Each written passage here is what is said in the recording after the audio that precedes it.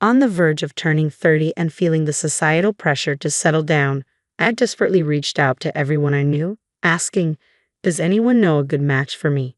Through a friend's introduction, I met John, and after nearly a year of dating, we decided to get married. Just 2 months into our marriage, I found myself at my wits' end, yearning for a divorce as soon as possible. Looking back, there were a few red flags while we were dating, but my overwhelming desire to get married blinded me to all of John's flaws.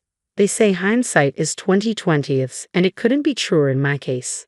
My name is Mia, a 29-year-old nurse, and John, who is 8 years older than me, turned out to be a boastful and compulsive liar. From the very start, he missiled me about his job. John had claimed to be the store manager at the supermarket where he worked, but the truth was far from that. He was just a regular employee with no specific position. I didn't judge him for his job, but the deceit hurt.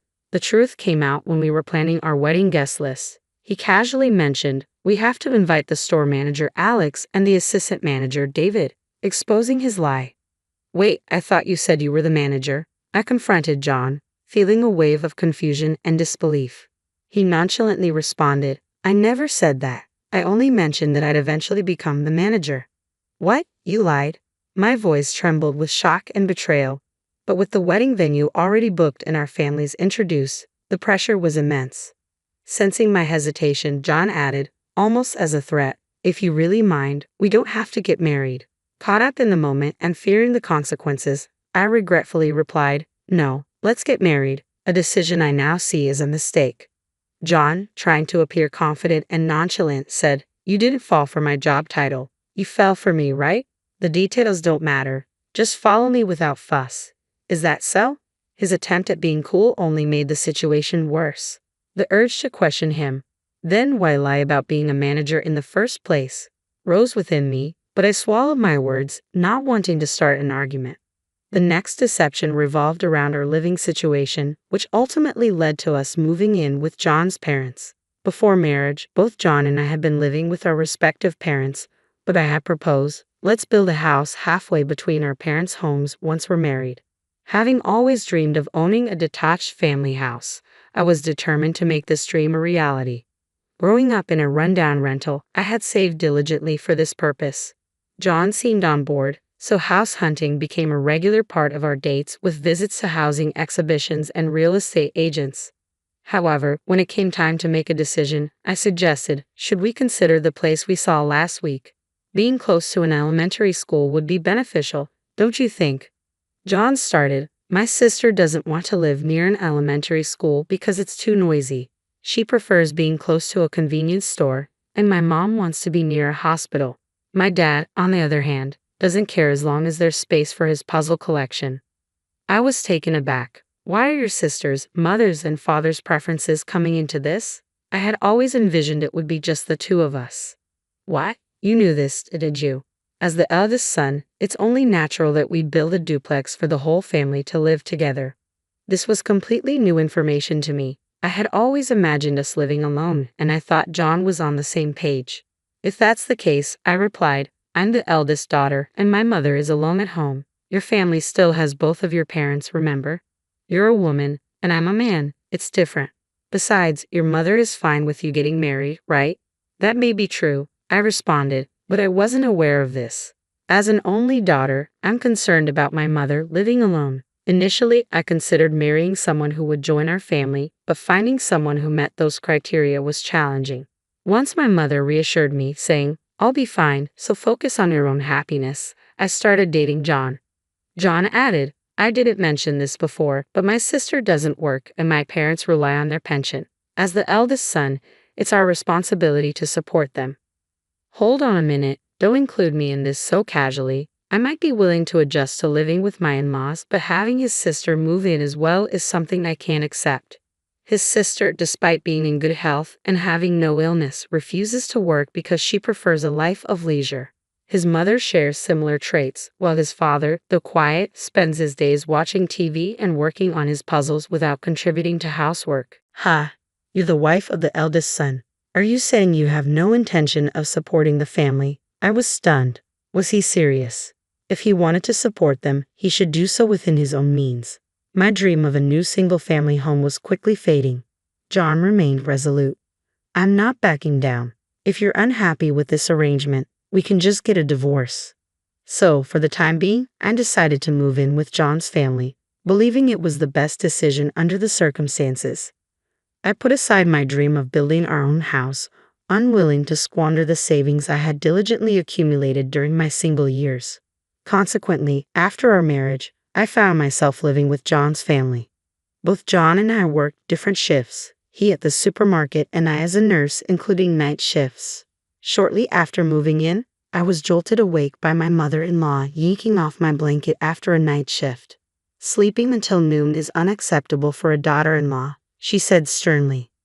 I just got back a little while ago and have another night shift tomorrow, I replied, struggling to keep my eyes open. Stop complaining and do some housework, prepare lunch for us. What are you doing? She insisted. I quietly pushed my mother-in-law out of the room. This was no joke. I desperately needed my rest. Maya, who do you think you are? I could still hear my mother-in-law ranting from the hallway, but I chose to ignore her. I locked the door, inserted earplugs, wrapped myself in a blanket, and went back to sleep. I finally woke up around 3:00 p.m. and started tackling the housework. It struck me as odd. In this house, there are 3 other healthy adults besides me, yet I seem to be the only one expected to handle both housework and a full-time job. Just then, John came home. Hey, Mia, I heard what happened. You were home all day and didn't make lunch for my mom? Well, I was exhausted. Besides, when I'm not around, you all manage on your own, so why can't you do the same while I'm sleeping? I shot back, noticing John's parents and sister smirking behind him. What about you? Didn't you say you'd be working until tonight? I left early because my sister called with a family emergency. All this fuss just because I didn't make lunch. It's ridiculous. My frustration bubbled to the surface, only escalating the situation. John's scolding intensified, adding more fuel to the fire. Is marriage really supposed to be this difficult for a wife? With no respite at my in-laws' home, I began making excuses to return to my mother's house on particularly tough days or during my days off. My mother welcomed me without question. I wanted a divorce, but I couldn't bring myself to say it out loud. Then the topic of moving came up at my mother's house. They need us to find a new place by next year. The rental house my mother was living in had severe leaks, and the landlord decided it would be better to demolish it rather than undertake costly repairs.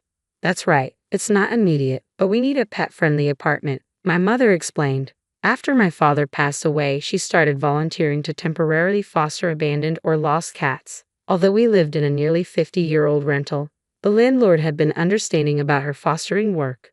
Then I'll help look too, I said. It was a perfect way to occupy my time on days off, assist my mother, and indulge my interest in property hunting. It was a win-win situation. While visiting various real estate agencies, my mother sighed. A detached family house is just a pipe dream. That's when it hit me. A divorce could solve everything. A house is a lifetime investment, and I want to live with someone I truly care about. Then, as if by fate, we stumbled upon Cat Ears Construction. The sign featuring a cat picture and the banner reading "Homes for Cat Lovers" drew us in. We couldn't resist checking it out. Inside, a friendly clerk eagerly detailed their offerings, including an atrium and outdoor cages for cats. I had always thought cats were strictly indoor pets, but they offered sunrooms for sunbathing and large cages with special doors allowing safe outdoor access. We listened intently and left with a stack of brochures. As we walked out, I declared, I'm going to get a divorce and move in with you, Mom. That came out of nowhere, my mom said, clearly surprised but choosing not to comment further. I couldn't see John, his parents, or his sister changing for the better, and I feared the mistreatment would only worsen. I was done just going along with things.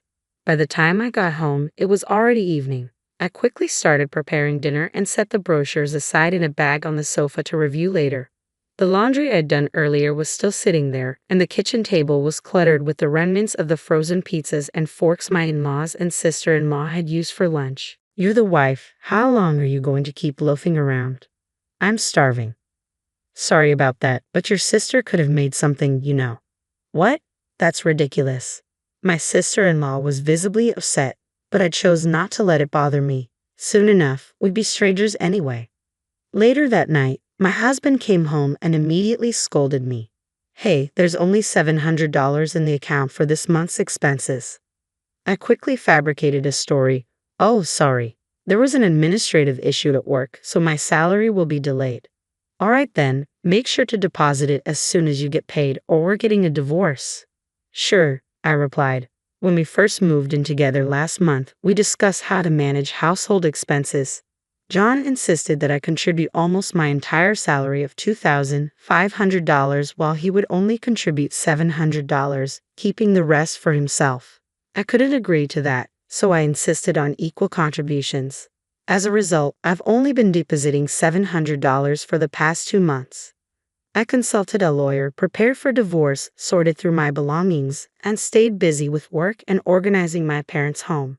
John, who typically had different days off, had recently started spending more time out with his parents and occasionally his sister. I found it unusual but convenient. One day, John announced, "I've bought a new duplex. We're signing the mortgage next Monday. Just so you know, if you oppose this, we'll be getting a divorce." He even handed me the divorce papers with a surprising level of consideration. A house? What are you talking about? You remember those housing brochures you brought home? I went with a different major builder, but it's still based on what you wanted. You'll need to use all your savings for this.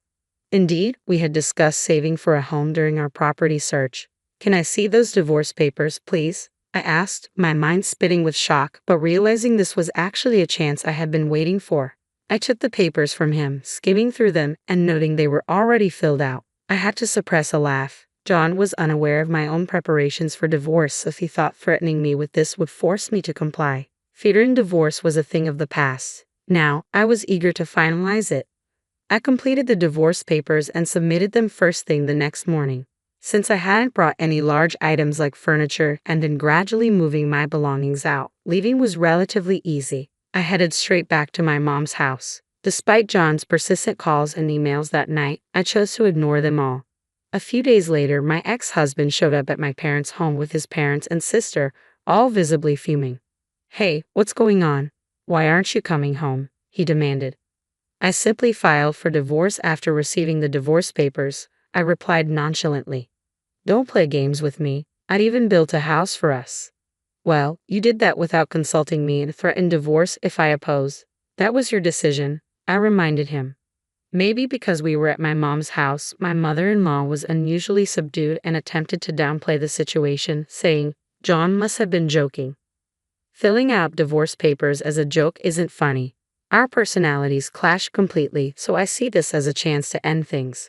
Irreconcilable differences are a valid reason for divorce," I said firmly. My sister-in-law jumped in. "We'll be in trouble without you. Who will provide for us? Who will pay the mortgage? That's something your family will need to figure out on your own. I'm a stranger now. Besides, why should I be responsible for a perfectly healthy sister-in-law?" I retorted. My father-in-law glared at me in silence. "I never thought you could be so cold," John said, clearly hurt. "Well, that sounds like a difference in values to me. Yet another perfect reason for divorce," I quipped. When I consulted with a lawyer, I learned that citing irreconcilable differences or a clash of values alone isn't typically enough to easily secure a divorce. However, in John's case, his lies about his job and income, his abusive behavior, and his attempt to unilaterally make me cover all living expenses made the reasons for our divorce clear-cut. On top of that, he bought a duplex on his own and threatened me with a pre-filled divorce form. "I won't accept this divorce," John insisted. "Even if you refuse to acknowledge it, you prepared the papers yourself, and your parents are witnesses," I said, showing him the photo I had taken of the completed form before submitting it to the lawyer. At that moment, my mother appeared, filming everything on her phone. "What do you think you're doing to my daughter? I've called the police. I've recorded everything, and I can make this public if needed," she declared. Although my mom hadn't said anything, her anger was palpable. My father-in-law, clearly unnerved by the mention of the police, started to panic. "Please, no police. This will make things look terrible. Just stop." I had always seen my father-in-law as the quiet type, but it became clear he could speak up when it mattered. I found it oddly revealing that John's tendency to boast might have come from his father. With that realization, John and his family reluctantly left. "What are we going to do now? We can't afford the mortgage," I overheard them lament. "Well, I suppose we'll have to cancel," they said. I knew that if they were already under contract, there would be cancellation fees, and with John's income alone, affording the house would be impossible. It was their own doing. Later on, likely concerned about their public image, John and his family settled with me without further fuss. A few months after, my mom and I moved into our dream home, a brand new detached house designed by Cat Ears Construction, specifically tailored for the comfort of rescue cats. Knowing about my mom's work with rescue animals, the company built the perfect house for us at a significantly reduced price. Both my mom and I were overjoyed. Though I might have rushed into marriage and made a major mistake, I now realize that without that experience, I might never have considered building this home. Watching the cats enjoy the sun and settle in comfortably, I couldn't help but feel that everything had turned out for the best. Hello, my name is Lauren, and I'm 32 years old. I was married to my husband Ryan for 3 years before something unexpected happened that turned our lives upside down. It all began with the arrival of my younger sister, Julie. She's 3 years younger than me, and during our childhood, she was nothing short of a bully. Julie had inherited my mother's striking features, sharp facial structure, slim figure, and piercing blue eyes. Meanwhile, I took after my father with brown eyes and a softer, fuller body. Growing up, I struggled with my weight and had to adhere to strict diets to maintain a healthy shape, whereas Julie stayed effortlessly slim without any such efforts. Our relationship as teenagers was strained, to say the least. Julie always thought she was better than me and made sure I felt it. But I wasn't one to be easily pushed around. Our arguments often escalated into intense fights, far beyond typical sibling rivalry, and our parents frequently had to step in.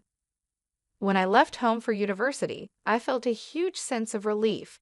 We didn't stay in touch much after I moved out, only seeing each other on a few occasions where we managed to remain civil.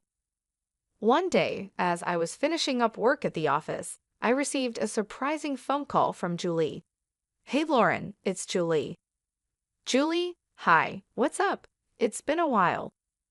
"Yeah, I just got a job in Texas, but I don't have a place to stay yet. I'm new to the city, and it's my first time outside Maryland. Can I crash at your place for a few days until I find somewhere?" I hesitated but then found myself agreeing. Okay. "Great, see you soon. Bye." I had moved to Texas after university for work and had settled down there. Even now, I'm not entirely sure why I said yes to her request. Julie was still single at the time according to our mother. She hadn't found the right man yet, so she chose to stay single. When I got home, I told Ryan about the situation, and his reaction was pretty laid back. "As long as she doesn't cause any trouble for me, it's fine. We can set up the guest room for her," he said. I never told Ryan about the troubled relationship I had with my sister, Julie. To be honest, I was too embarrassed to bring it up. I wanted to leave the past behind and never mentioned it to anyone. At first, when Julie moved in, she didn't cause any trouble. She mostly stayed in her room and kept to herself. But over time, I started to notice that she was getting closer to Ryan. It had been almost 3 weeks since she came to stay with us, even though she initially asked for just a week. I knew how hard it could be to find a place in the heart of the city, so I couldn't just ask her to leave. One day, I came home and found Ryan and Julie sitting comfortably on the sofa, chatting and snacking together. It caught me off guard because it was the first time I'd seen them spending time together like that. Ryan usually came home late from work, so it was surprising to see him there early. "What's going on, guys?" I asked. "Hey, Lauren, Julie and I were just talking about our college days. Your sister is really fun," Ryan said with a grin. I smiled and nodded, trying to hide my unease. I was actually thinking maybe Julie should stay with us instead of finding another place, Ryan suggested. "We have a spare room anyway, but she's worried you might not like the idea." "If you're okay with it, then so am I replied. "She's my sister, after all." "But Ryan, how come you're home so early?" "I wasn't feeling well, so I took a half day and came home this afternoon. Julie was really sweet and made some hot soup for me. I'm feeling much better now, Ryan explained. That's nice. Thanks for taking care of him, Julie, I said, trying to sound genuine. Of course. Besides, Ryan is really fun to be around. You're lucky to have found such a charming man with money, Julie teased. Excuse me, I said, feeling a bit taken aback. I was just joking, Lauren. Relax. You still don't get my jokes, do you? Julie laughed. Oh, you got her, Julie. Look at her face, Ryan chimed in, both of them laughing like school kids. I forced a smile and excused myself, heading to my room. Deep down, I wasn't sure if letting Julie stay with us was a good idea. I had this nagging feeling that she was still the same person who couldn't stand anyone having a better life than hers. But I couldn't bring myself to say no to her just based on a hunch. They say instincts are like guardian angels, and mine were screaming that something wasn't right. Ryan seemed to be increasingly fascinated by Julie, her fashion sense, her diet plans, her habits. It all felt off to me.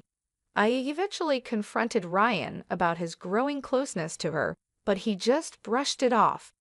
Don't be jealous, I'm just being a good host to your sister, he said dismissively. But my instincts told me there was more to it than that, and I couldn't shake the feeling that trouble was brewing. I started to notice a change in Ryan's behavior over time. He became irritable at the smallest things, and never missed a chance to criticize me, whether it was about my fashion choices, eating habits, or anything else. He would often say things like, Lauren, you should really consider updating your wardrobe. Maybe you could take some fashion tips from your sister. I'd respond, thanks for the advice, but I think I have a pretty good sense of style, and I'm comfortable with the way I dress. But he'd snap back, you're just jealous of Julie, aren't you? She's only 3 years younger than you, but she looks so much more youthful and attractive. Looks like you're too fascinated by my sister, aren't you? I'd reply, feeling the sting of his words. Damn, I think I married the wrong sister, he once joked, but there was an edge to his voice that made it clear it wasn't just humor. I shot him a look of frustration, but he just shrugged it off. Come on, I was just kidding. Relax, honey. His so-called humor felt like a constant jab, and it didn't take long for Julie to join in. Together, they made me feel like an outsider in my own home. The situation escalated 2 weekends when I was getting ready for an office party. I chose to wear a red gown that I thought looked stunning. Wow, that's a beautiful red dress, Ryan remarked. It would look absolutely fabulous on you, Julie. His words hit me like a punch to the gut. Julie, lounging on the sofa, smirked and added, Lauren's just wasting her money on these dresses. I mean, why spend so much when you're going to look ugly no matter what you wear? I feel sorry for you, darling. I couldn't believe what I was hearing. Are you both out of your minds? Do you even realize how hateful and cruel you sound? Ryan dismissed my reaction, saying, Honey, you're overreacting. I just meant you shouldn't waste money on clothes that don't suit you. You should wear something more appropriate for your age, something more comfortable. Comfortable? I shot back. You're only a couple of years younger than me. Besides, it's my choice what I wear. You have no right to dictate that. Julie chimed in with a smirk. Such a narcissist, aren't you? Ryan, how did you even fall for her? Doesn't she look older than you? Well, she is 3 years older than me, Ryan admitted, his tone almost teasing. Wow, that must be why we get along so well, Ryan, Julie joked. Don't worry, Lauren. People like us just don't get your fashion sense. They both started laughing, sharing in their twisted camaraderie. That was the last straw for me. Enough, I shouted. How dare you both sit in my house and gang up on me like this? How dare you speak to me with such disrespect? Julie's expression darkened, and she shot back. You're so insecure, Lauren. Are you seriously accusing me of trying to mess with your husband? Don't you dare twist my words, I warned. I'm not like you, desperate and willing to do anything to get what I want.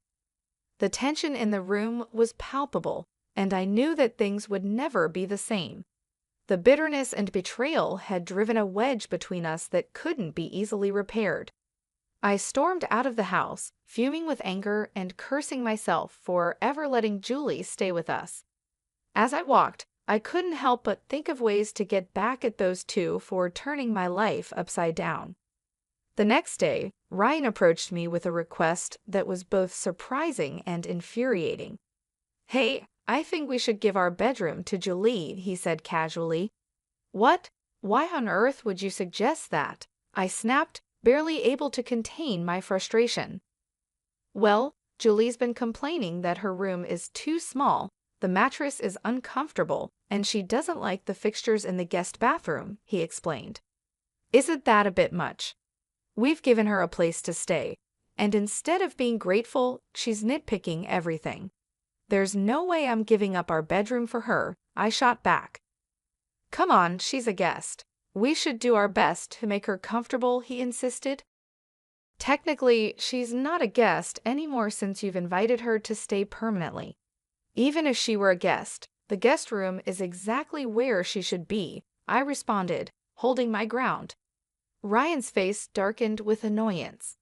"Julie was right, you're insecure and selfish," he said before storming out of the room. I was exhausted by their constant demands and mind games. My sister had always been jealous and spiteful, unable to tolerate anything good happening to me.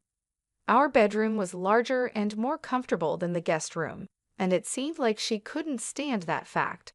I had noticed her snooping around in my room, checking out my wardrobe, but I never imagined she'd go so far as to ask Ryan to switch rooms.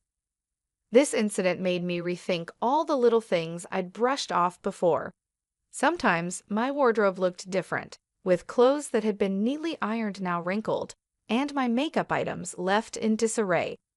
I became certain that Julie was sneaking into my room while I was out, but I needed solid proof before confronting her. I decided to vacuum the room thoroughly, hoping to find some evidence.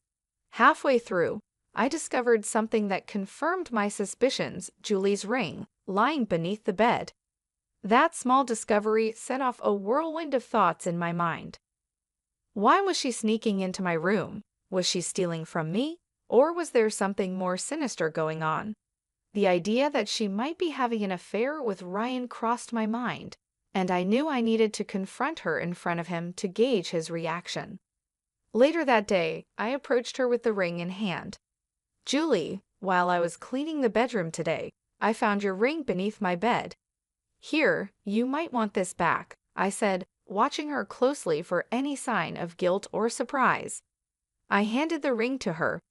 "Oh, thank goodness you found it. I've been looking for this for days," Julie said with a calm smile. I watched them both carefully. Ryan looked confused, while Julie remained surprisingly composed. "How exactly did your ring end up in my bedroom?" I asked, trying to keep my voice steady. "Oh, I was changing in your room, and it must have slipped off my finger and rolled under the bed. I searched for it but couldn't find it," she replied, as if it was the most natural thing in the world. I was stunned by how casually she responded. "And why were you changing in my room?"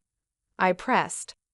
"Oh, I used your bathroom because the water wasn't running properly in mine, so I thought it would be easier to use yours," she said, still calm. "Really? But you didn't mention anything to me." "I could have called a plumber to fix it," I said, not buying her story for a second. Before Julie could answer, Ryan cut in. "Come on, Lauren, why are you making such a big deal out of this? It's a small thing. And besides, that's why she wanted to switch rooms anyway. I'll call the plumber and get it sorted." Julie had always been a master at lying, even when we were kids.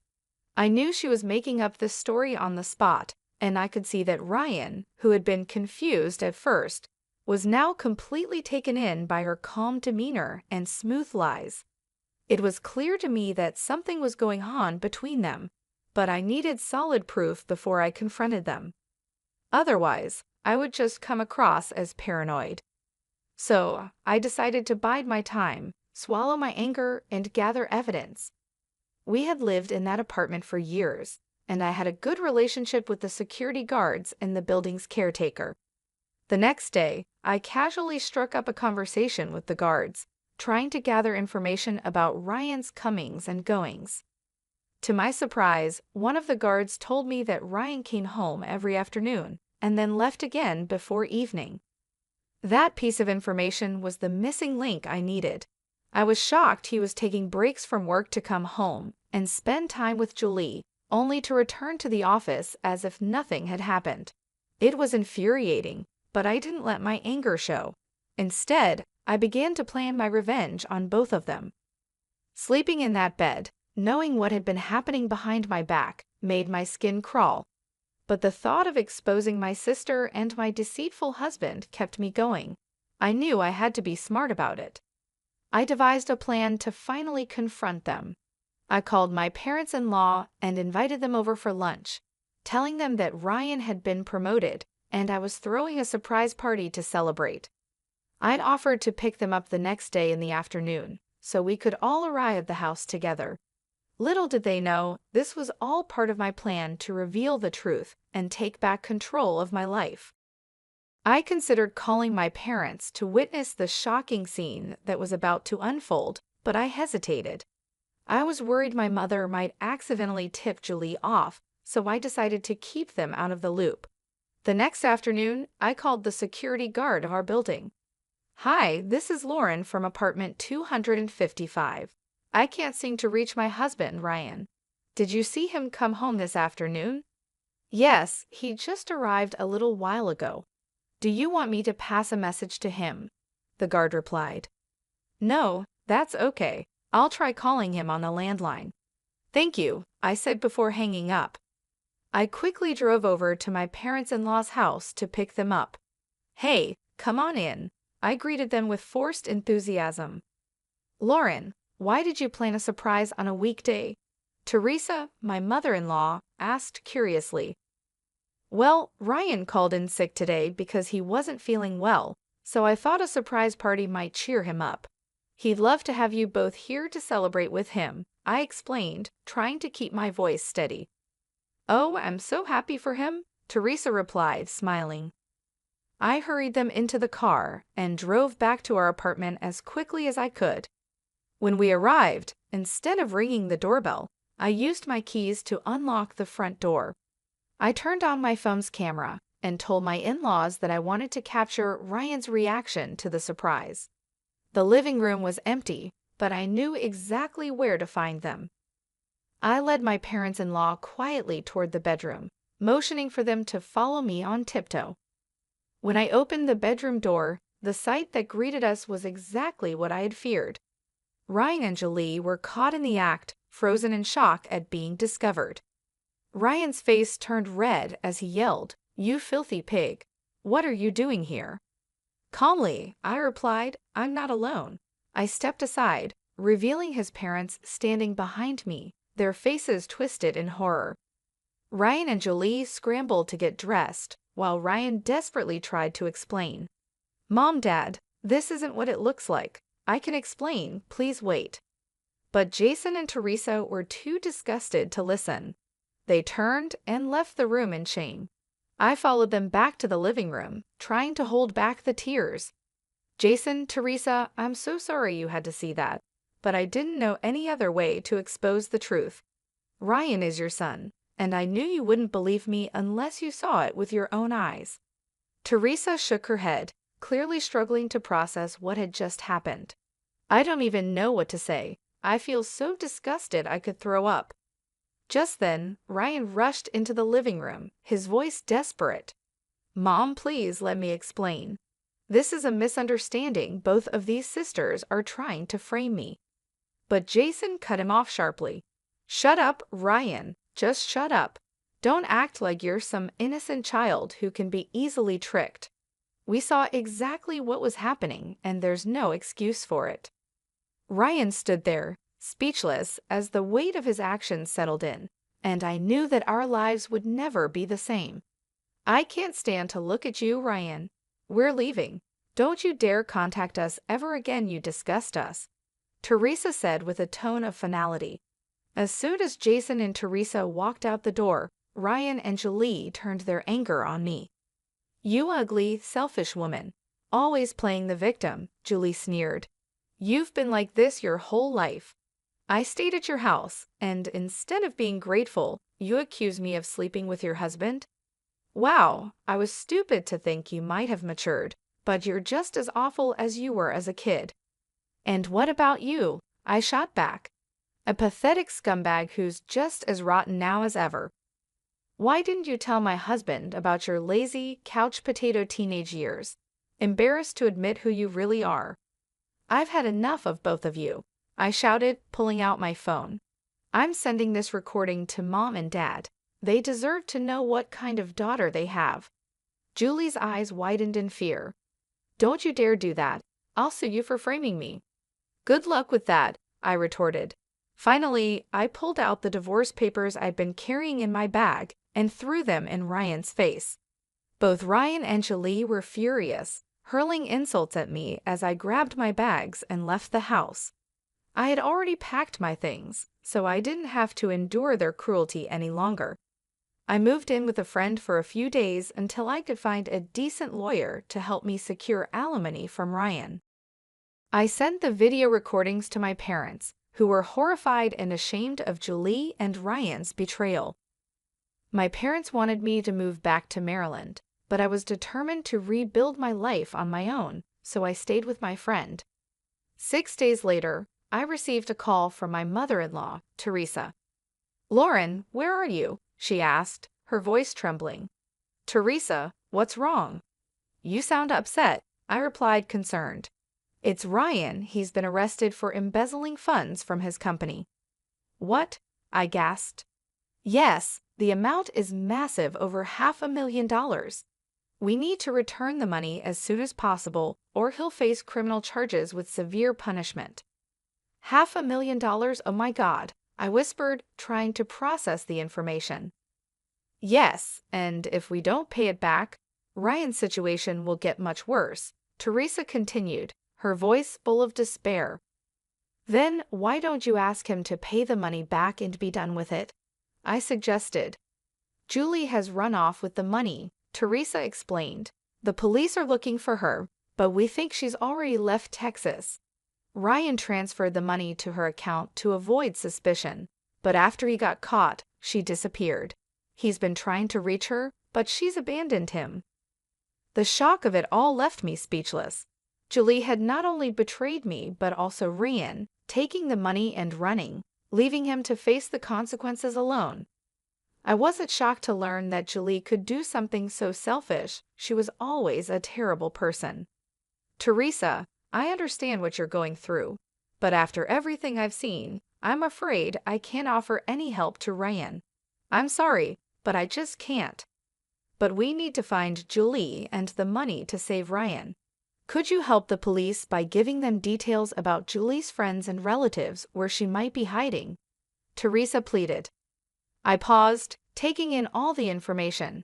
Teresa, it's been over a decade since I left Maryland, but I'll see if I can remember anyone Julie might be in contact with. After hanging up, I started making a list of friends and relatives where Julie might be hiding. For a moment, I hesitated. Was it right to give this information to the cops and potentially get my sister arrested?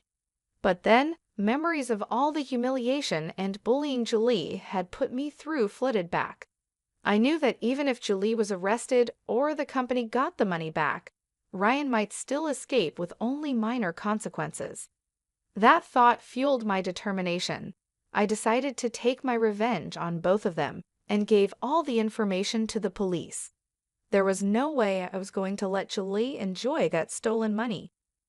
One name stood out on my list: Lily, Julie's best friend. Lily was just as devious as Julie, and I had a strong feeling that Julie would be hiding out with her. I was right. 5 days later, Julie was arrested at a bar in Maryland, partying lavishly with Lily. The police investigation also uncovered that Lily was deeply involved in the money laundering scheme. It turned out that Julie and Lily had been embezzling funds from companies for quite some time. Ryan, being a newcomer to their schemes, was charged with lighter offenses and was released on bail after a few months. However, Julie and Lily faced much more severe charges. My parents, disgusted by what Julie had done, refused to bail her out. While all of this was unfolding, I filed for divorce and alimony from Ryan and Julie. Since both were in jail, they had to pay the alimony from their savings. When Ryan was finally released, he struggled to find a decent job due to his criminal record. He ended up losing all his savings to the divorce and court cases, and eventually had to take up an odd job just to get by. As for Julie, she remains in jail, rotting away with her evil friend Lily. Sometimes, revenge can be incredibly satisfying. "Hurry up with the coffee," she demanded, her voice full of urgency. This is why people who drop out and aren't even good-looking are just terrible at their jobs as housekeepers, my sister-in-law said with a smug expression on her face. Her words stung, and I was about to say something back, but then something unexpected happened. I noticed her fiancé standing nearby, and just as I caught his eye, there was a sudden, surprising hug. It was so out of the blue that I didn't quite understand what was going on. But somehow, that hug changed everything. It felt like the roles between me and my sister-in-law were reversed in an instant. Let me introduce myself. My name is Lauren, and I'm 37 years old. One of my favorite things to do is fall asleep while watching videos of my child's dance recital. My child is the best, an absolute angel. The way they move their tiny limbs and their adorable little butt during the dance is just the cutest thing ever. Spoiling my child is something I love doing because, to a parent, their child always seems more special than any other. And now that I'm thinking about it, maybe that's how my sister-in-law, Lily, was brought up too. Let's go back a few years to when I had just become a newlywed. When Jack, my husband, proposed, he mentioned that he wanted us to live with his parents after we got married. I was nervous at the thought, but I agreed. Moving in with my in-laws, Frank and Olivia, in their duplex, was a decision that many say doesn't work out well. But to my surprise, Frank and Olivia were incredibly kind, which put me at ease. Feeling reassured, I was happy to go ahead with the wedding plans. But things didn't stay smooth for long. At first, everything seemed fine with my in-laws, but things started to get strained with Lily. It began when I visited Jack's family home to discuss wedding details and registration. A relative of Jack's who was visiting at the time made a comment, saying, "Jack, you've got yourself a pretty bride." I felt flattered, but at that moment, I noticed Lily glaring at me with cold eyes. Frank, Jack's father, responded cheerfully, "Jack's lucky to have such a beauty." But when I glanced over at Lily again, I thought I saw her glaring at Frank too. At first, I thought I was just imagining things, so I brushed it off and soon forgot about it since we didn't see each other for a while. However, on the day of the wedding, something strange happened. Lily showed up wearing a white dress. She's in her late 30s, so she's definitely not an uninformed student who doesn't know the basic rules of wedding etiquette. She deliberately chose a color that clashed with my wedding dress. Naturally, my in-laws and Jack were shocked and asked, "What were you thinking?" But she simply replied, "This was all I had." According to my in-laws, Lily had left the house wearing a different colored dress and must have changed into the white dress on her way to the wedding, doing so sneakily. Changing clothes in secret like that can only be seen as a malicious act. To make matters worse, she even made a snide comment about my wedding dress, saying, "When Lauren wears it, it doesn't really look like a wedding dress, more like a cheap $250,000 dress. I guess it depends on who's wearing the fancy clothes." Then she just walked away. I couldn't understand why she would do something so hurtful. The next day, after the wedding ceremony, Lily's attitude changed dramatically. While I was doing my chores, she suddenly interrupted me, saying, "Hey, don't wash my laundry with yours." I had taken over the housework for Olivia, my mother-in-law, and was just trying to help out. But Lily didn't like that I had washed her laundry together with mine. She said, "Washing my clothes with a plain Jane's clothes might make me plain too." Disgusting. Wash them again. and then she threw her laundry at me before leaving the room. You might think I should have said something back, but I was so shocked that I couldn't find the words. Adults don't talk like that, right? Separating laundry because plainness might spread. It's the kind of thing you'd expect from a teenage girl who's just learning to be independent, not from a grown woman. To avoid any further hassle, I pretended to rewash the clothes, but just put them back in her closet. Olivia even said it was fine and apologized for Lily's behavior. But from that day on, Lily was relentless. It's true that I dropped out of school when I was younger to chase a dream, so my highest level of education is incomplete. But it's never been an issue for me, and I'm not ashamed of it. Being belittled for my education felt trivial to me. Lily, on the other hand, graduated from a national college near her home. It's not a prestigious university, but she acts like she's more elite than me because of it. She even started saying, "I'm an elite, unlike you." But Lily wasn't always like this. I couldn't figure out what had made her so upset, but a few months after the wedding, we had a gathering with relatives. Although everyone had already met at the wedding, this get-together was more relaxed, giving them a chance to chat with me and Jack. The atmosphere was lively, and soon enough, the conversation turned to our wedding. Jennifer's wedding dress was so cute, one of the relatives exclaimed. "Absolutely, Jack is lucky to have such a beautiful woman. I can't wait to see what their kids will look like," another added, clearly excited about our future together.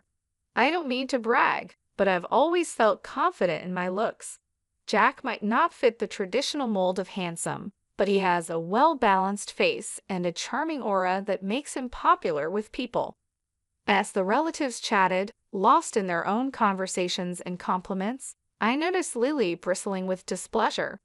She suddenly blurted out, "You all might not know, but I was really popular in my school days." That was when it clicked for me. I understood the root of Lily's anger. Despite the stunned expressions of everyone around, Lily started bragging about how she was constantly admired in school, how men would swarm around her whenever she walked down the street.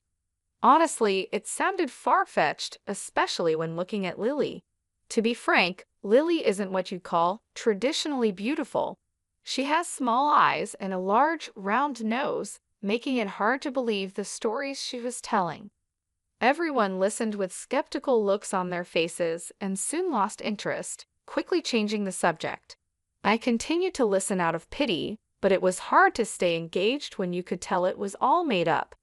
Later, when I went to the kitchen to get some drinks, Lily followed me and suddenly yanked my hair from behind. "What? You think you're better than me?" she hissed. I was taken aback and confused. "What are you talking about?" I asked. "I know you were just humoring me when I said I was popular." "I can tell," she snapped. I was momentarily at a loss for words. I mean, she had started claiming to have had 7 boyfriends at one point. It was obviously a lie. I tried to listen earnestly, but it's hard to stay interested when you know it's all made up. "You think you're so great just because you're called pretty, right? That's just because our country relatives aren't used to seeing women," she sneered, her grip tightening on my hair. "Lily, I'm not feeling great about this," I said, trying to keep calm. But she wasn't done. "Shut up," she shouted, yanking my hair even harder. "In this house, no. In this neighborhood, I'm the cutest. I've been told I'm cute since I was a child. Don't get cocky just because you wear makeup." Lily, who couldn't become prettier even with makeup, continued to accuse me. Okay, you're the cutest, Lily," I said, trying to pacify her. "See, you're just saying that," she snapped back. "Dropouts like you with your fake concern are so obvious." She pushed me, releasing my hair, and I fell hard to the floor. Satisfied, she spat in my face and said, "Don't get carried away just because you're called cute." "I'm the cutest," Lily declared as she walked away. This incident, of course, had to be reported to Jack and my in-laws. When I shared the story, everyone had a "not again" expression on their faces. I learned that Lily is a narcissist with an inflated sense of self-esteem, just like she acted at the family gathering. It turns out the root of this behavior was her late grandfather, who doted on her as his only granddaughter.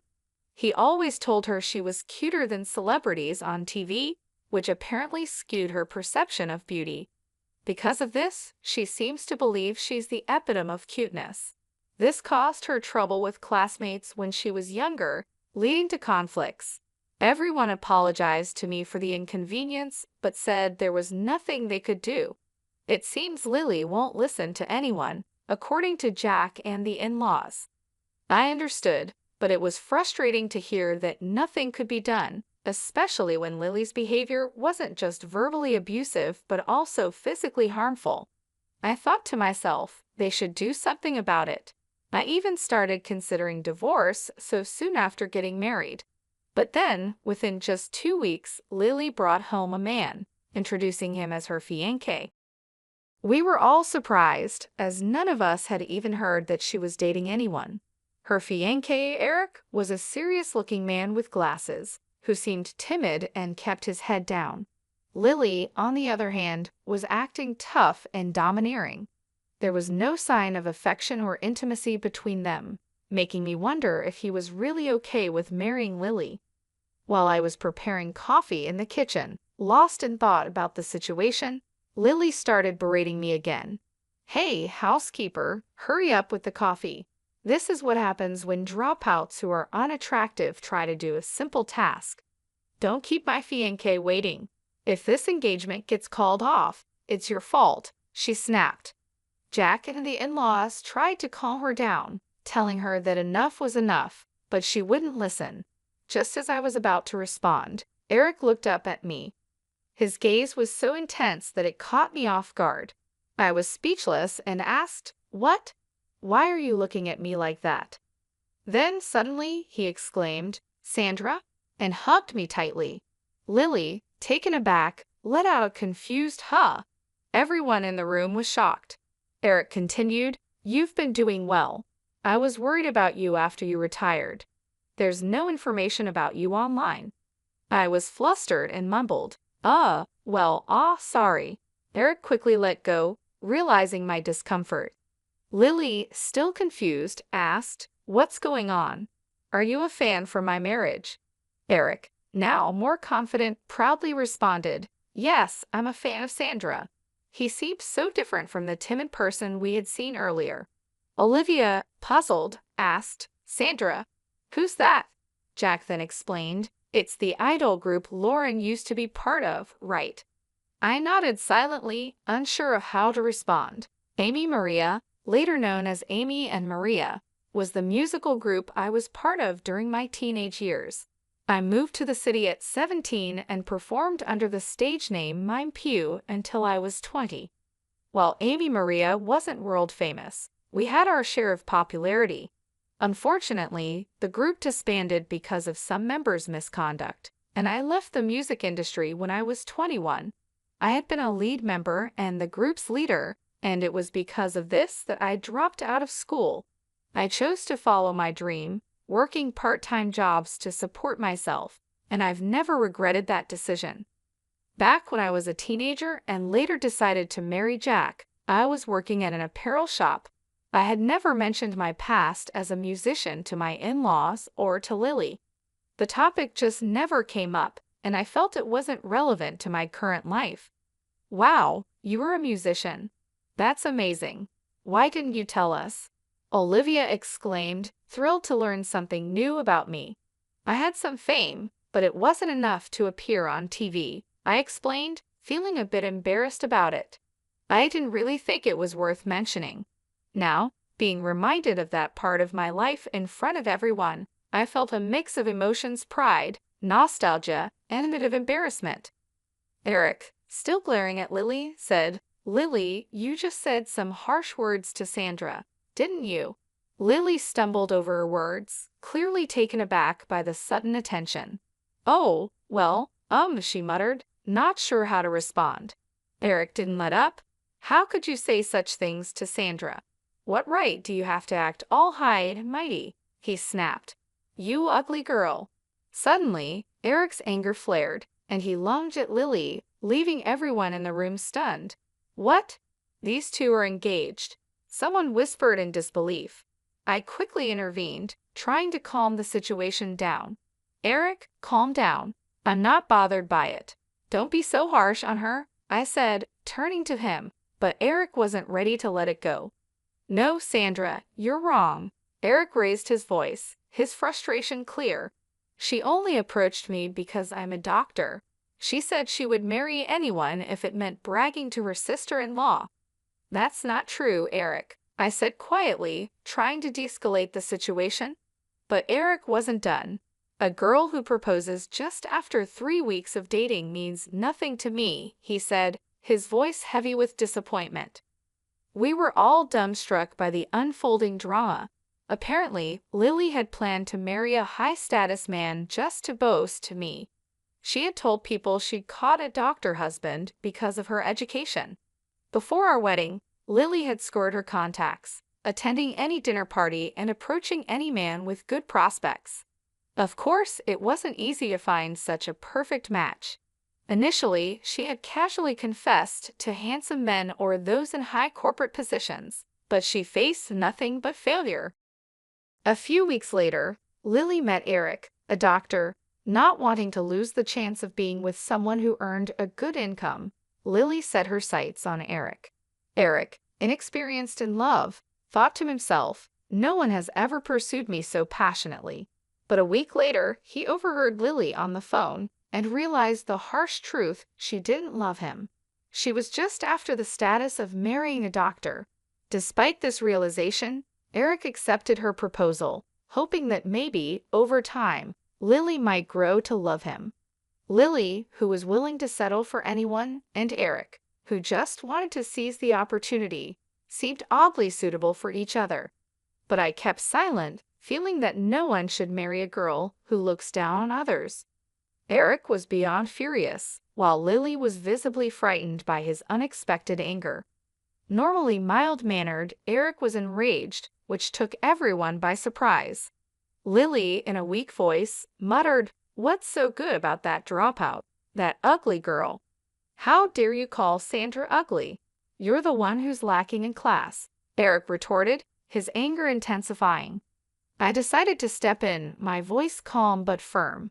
"Lily, you keep bringing up my dropout status. Is it really that bad?" I asked, watching as Eric's expression hardened. "Without education, of course it's bad," Lily replied, trying to sound confident, but failing.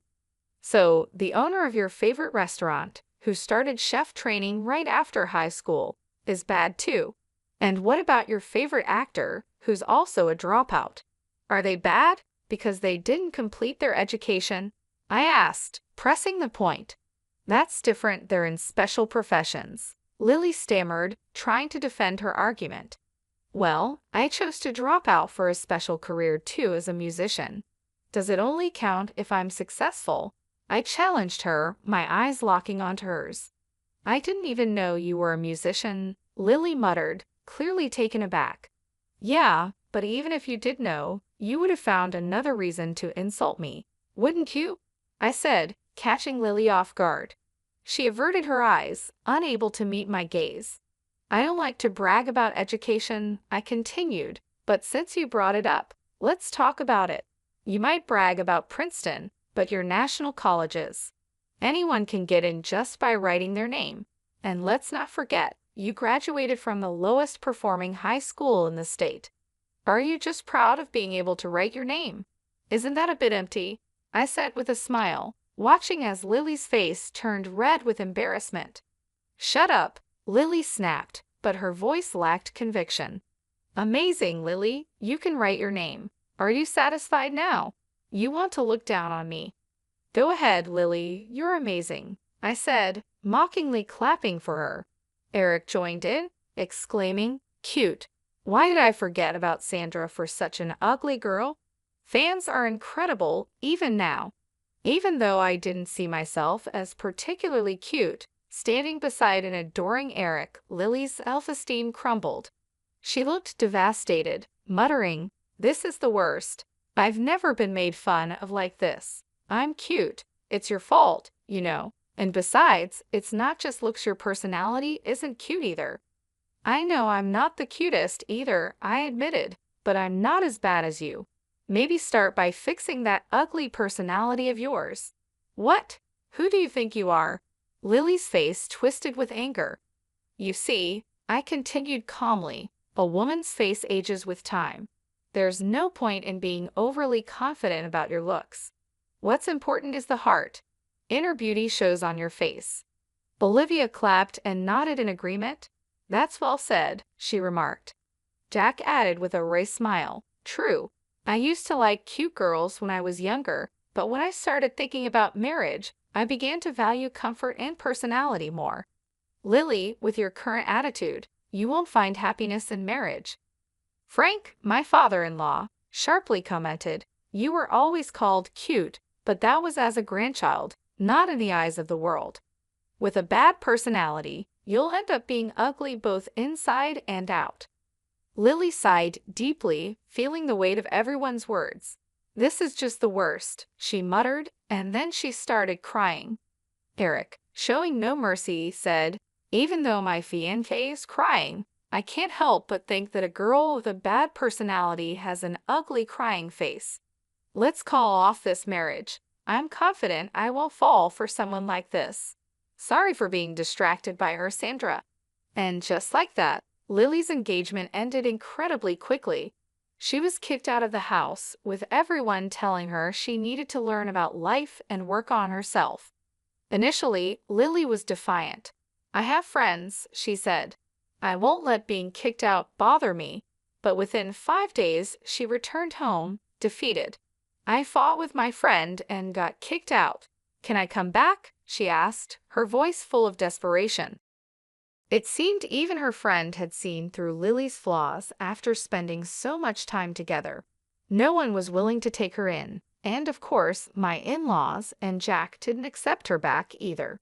They regretted pampering Lily too much over the years and apologized to me for not taking action sooner. We heard what was happening, but we didn't act. We're sorry, they said.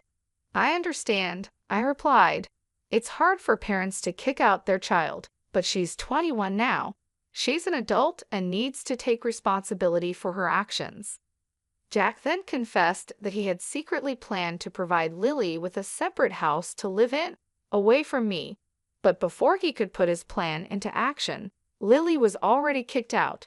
He apologized to me, saying, I'm sorry for making you endure that. A husband should protect his wife better, or else I'll deserve to be divorced. I smiled and joked back. Well, I guess you're safe this time. Afterward, Lily moved into her own place, but life wasn't easy for her. She was robbed, asked for money by men she met on a dating app, sprained her ankle falling off her bike, and even found all her oranges rotten in her fridge. It seemed like her past misdeeds were catching up with her. Well, good luck to her, not that I'm really thinking about it much. I'm busy these days raising our little girl. She's growing up so fast it feels like just yesterday she was crawling, and now she's started walking around on her own. Recently, she even told me with a big smile on her face, Mommy, I have a boyfriend. It's a boy from her kindergarten class. They started dating after playing house together and even made a little promise to get married one day. It's so cute and innocent. When Jack heard about it, he jokingly cried while sipping his drink, saying, Don't leave Dad and get married. Of course, we both know that their relationship is just like playing house, a part of childhood fun. But it's also a reminder of how quickly kids grow up. Someday, our little girl will find someone she truly wants to marry, and when that time comes, we'll be ready to support her. Until then, Jack and I are focused on raising her to be the best person she can be. She's our pride and joy, and we want to help her become an even more wonderful young lady as she grows. But right now, the road to becoming a lady is still long, filled with learning moments and playful adventures.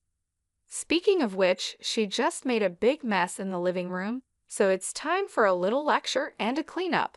Every day brings new challenges and joys, and I'm excited to see the person she'll become. From the start of our marriage, I've had a hard time dealing with my mother-in-law and father-in-law.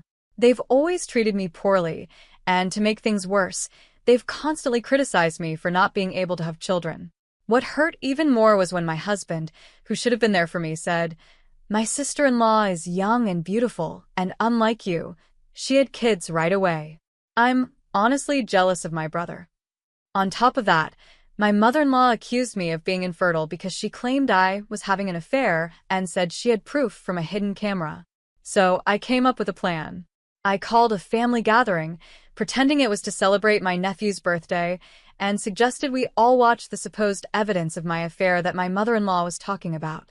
When we watched it, my sister-in-law Scott and my father-in-law muttered, "I knew it," in shock. My name is Emma, and I'm 36 years old. I work in the international business division of a mid-sized trading company. I live with my husband, Scott, who is the same age as me and works at a steel manufacturing company, along with my in-laws. We don't have any children yet. I met my husband at a dating event a friend invited me to. At that time, I was in my 8th year on the job, finally getting the hang of it and starting to enjoy my work, so I wasn't really thinking about marriage. But I couldn't say no to my college friend, who kept insisting, "You have to come." Honestly, I was more interested in the special menus the restaurants had prepared for the event than in finding someone. I felt a bit out of place compared to my friend, who was actively socializing, but it turned out she got close to a guy who was there with Scott. Apparently, Scott wasn't too interested in the event either, and had been dragged along just like me. We ended up hanging out together as bystanders, but since I thought it was just a one-time thing, I didn't exchange contact information with him. However, exactly 2 weeks after the event on a Sunday, I got a call from an unknown number. At first, I ignored it, but after work, the calls started coming every 15 minutes. I kept wondering, who could this possibly be? I was getting frustrated and was about to block the number, but before I did, I decided to answer the call to find out who was behind it. It turned out to be Scott, the guy I had met at the dating event. He said, "Oh, good, is this Emma?" I was relieved to know who it was, but I was also confused because I knew I hadn't given Scott my number. When I asked him how he got my number, he casually replied, "I begged a friend who was with me at the event to get it for me."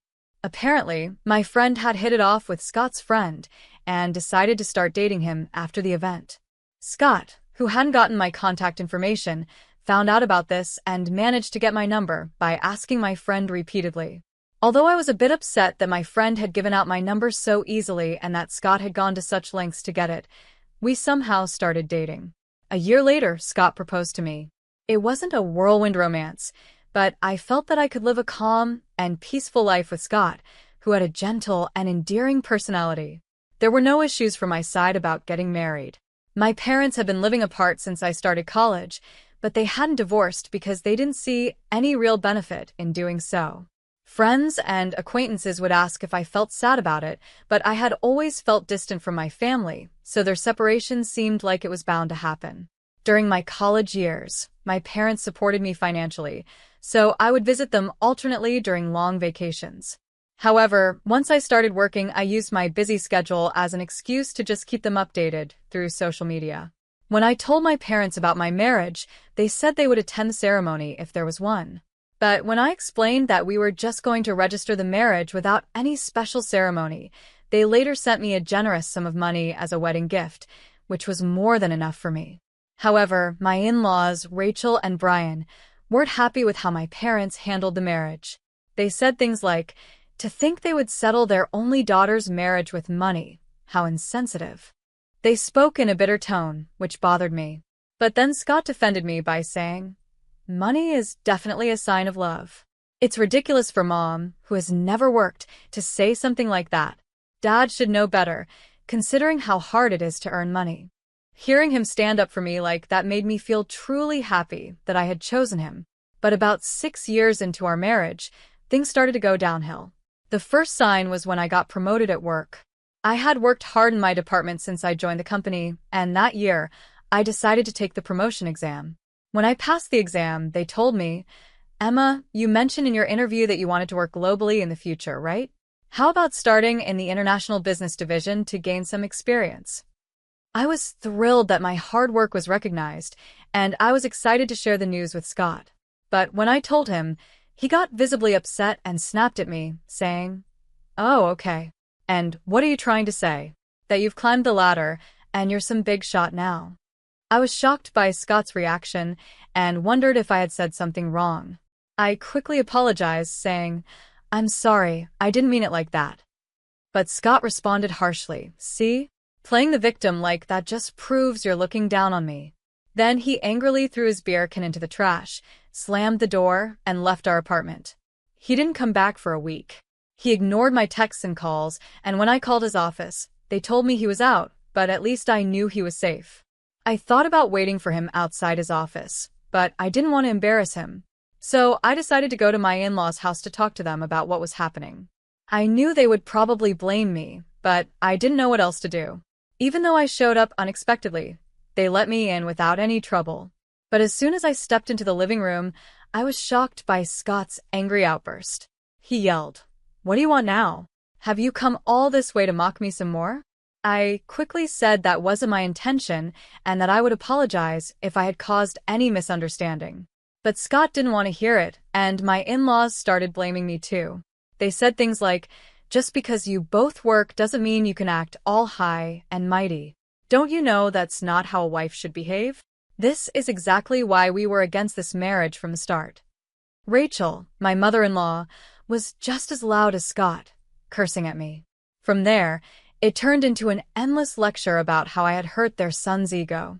No matter what I said, they blamed me for everything. Finally, they told me, "Scott doesn't want to go back to the apartment you two shared. If you don't want a divorce, then move out of that apartment and come live here with us. We'll teach you how to be a proper wife." Looking back, I wonder why I didn't just agree to a divorce right then and there. But at that time, I still had feelings for Scott. Having grown up watching my parents stay married in name only, I think I was confused and didn't really understand what marriage should be. After I followed my mother-in-law's suggestion and moved out of the apartment to live with my in-laws, they were extremely pleased, and it didn't take long for me to understand why. It turned out that Scott's older brother, Charles, who was 5 years older, had been living with them but moved out about 4 months before my promotion. He had found a girlfriend and wanted to live on his own. Rachel, who had always adored Charles because he graduated from a more prestigious university than Scott, was shocked and deeply upset by his sudden departure. But the problem wasn't just emotional. Charles's leaving also meant the loss of his financial contributions to the household, which was a big issue. My in-laws are very vain and love to show off. They often host gatherings for relatives, serving expensive food and drinks. Charles's financial support had been their lifeline since my father-in-law's post-retirement job didn't pay enough to cover their lavish lifestyle. They convinced Scott, who had come home to vent, to move in with them, and that's how we ended up living together. Scott seemed to enjoy the sudden attention after always feeling overshadowed by his accomplished brother. When I realized this, it felt like I was finally seeing things clearly, but more problems were on the way. Soon after, Charles married his girlfriend, Nancy, who turned out to be quite a handful. Nancy was 4 years younger than Charles and 3 years younger than Scott and me. She appeared fragile and delicate, the kind of person who triggers protective instincts in men. This was especially true for both Brian and Scott, who became visibly restless whenever Nancy visited and acted like they were her followers. Rachel, not amused by this, began criticizing me, saying, "Scott is smitten with his brother's wife because you lack charm. If you just had a child, my husband would settle down as a grandfather." She even suggested I quit my job to focus on getting pregnant. However, due to my in-laws' extravagant spending, the household expenses were skyrocketing, and Scott's salary alone couldn't cover them. Even when I showed them a report from a household budgeting software to explain the situation, they dismissed it, saying, "That's just because you're bad at managing money, always full of excuses." Then Nancy became pregnant. Rachel, who had previously disliked Nancy, suddenly became obsessed with her first grandchild, doting on her grandson, Andrew, immensely. She eagerly welcomed Nancy's visits, which she had avoided before, and even started saying things like, "Oh, how wonderful it would be to live under the same roof as such a lovely grandchild." Scott then started making sarcastic remarks to me, saying things like, "Exactly, Nancy is young and beautiful, and unlike you, she gave birth to a child right away." "I'm really jealous of my brother," Brian chimed in. That's right. Maybe we should just kick out the daughter-in-law who can't have children and let Charles's family move in instead, he said without thinking. By then, even I started to consider that maybe leaving Scott and this house might be the best option since we didn't have children. Then, as if on cue, Nancy became pregnant with her second child. Rachel's obsession with her grandchildren grew stronger, and she started treating me even worse. She came up with a ridiculous theory and said, "The reason you can't have children must be because you're having an affair. You're just worried you won't know if the child is Scott's or your lover's." I was shocked by her words and decided to ignore her. But one evening, I noticed Rachel smirking at me. Confused, I asked what was going on, and she said, "You are indeed having an affair, just as I suspected." When I questioned Brian and Scott about it, Rachel proudly declared, "I've got proof of her affair on a hidden camera. I hired a professional, so it's foolproof," and then burst out laughing with joy. Hearing this, Brian and Scott were momentarily shocked, but then, influenced by Rachel's confidence, they said, "If that's true, then it's grounds for divorce." At that point, I calmly said, "Understood. Then I will take this opportunity at Andrew's birthday celebration next week, which we've already planned, to explain the situation to all the relatives who will be there." The birthday celebration for Andrew, organized by Rachel, who loved to show off, turned out to be a grand event with a banquet hall in a hotel reserved just for us. The invited relatives seemed somewhat tired of Rachel's boasting but still enjoyed the food and drinks. As the party was winding down, I took the microphone to speak. Everyone turned their attention to me, wondering what was happening. I began, "I apologize for interrupting your conversations, but I have a brief announcement to make to all of you gathered here today." The crowd started murmuring in confusion, while my in-laws and Scott, assuming I was about to confess and discuss divorce, smirked just like before. Charles's family, the guests of honor today, were also present. On my signal to the staff, a screen was lowered behind me, the projector was set up, and the lights dimmed. Everyone's attention turned to the screen as the video began to play. The video started with footage of a shady hotel district, and as the entrance of one particular hotel came into focus, Scott, Brian, and Nancy's faces turned pale, just as I expected. However, Rachel, unaware of what was about to happen, looked around curiously, completely oblivious to the growing tension among the two of them. Then, a clear shot captured by the camera made the entire room gasp in surprise, and for good reason. The screen unmistakably showed Nancy and Brian hugging as they left the hotel. The room fell silent as the video continued, showing them sharing lingering, passionate hugs before catching a taxi. The scene shifted to the same hotel entrance, but this time it wasn't Brian who emerged holding hands with Nancy, it was Scott. Scott, Brian, and Nancy were all frozen in place, while some of the relatives murmured, "I knew it." The room erupted into whispers again. At that moment, I paused the video, turned the lights back on, and spoke into the microphone. "My announcement to all of you is exactly what you've just seen. My husband Scott and father-in-law Brian have been having affairs with Nancy, Charles's wife. The evidence was meticulously recorded by the investigation company hired by Rachel." I held up a thick file of documents, which caused more gasps from the crowd. As the noise died down, I revealed that the investigation company had actually been hired by Rachel, not to uncover Brian, Scott, and Nancy's infidelity, but to find proof of my supposed affair, so they could kick me out.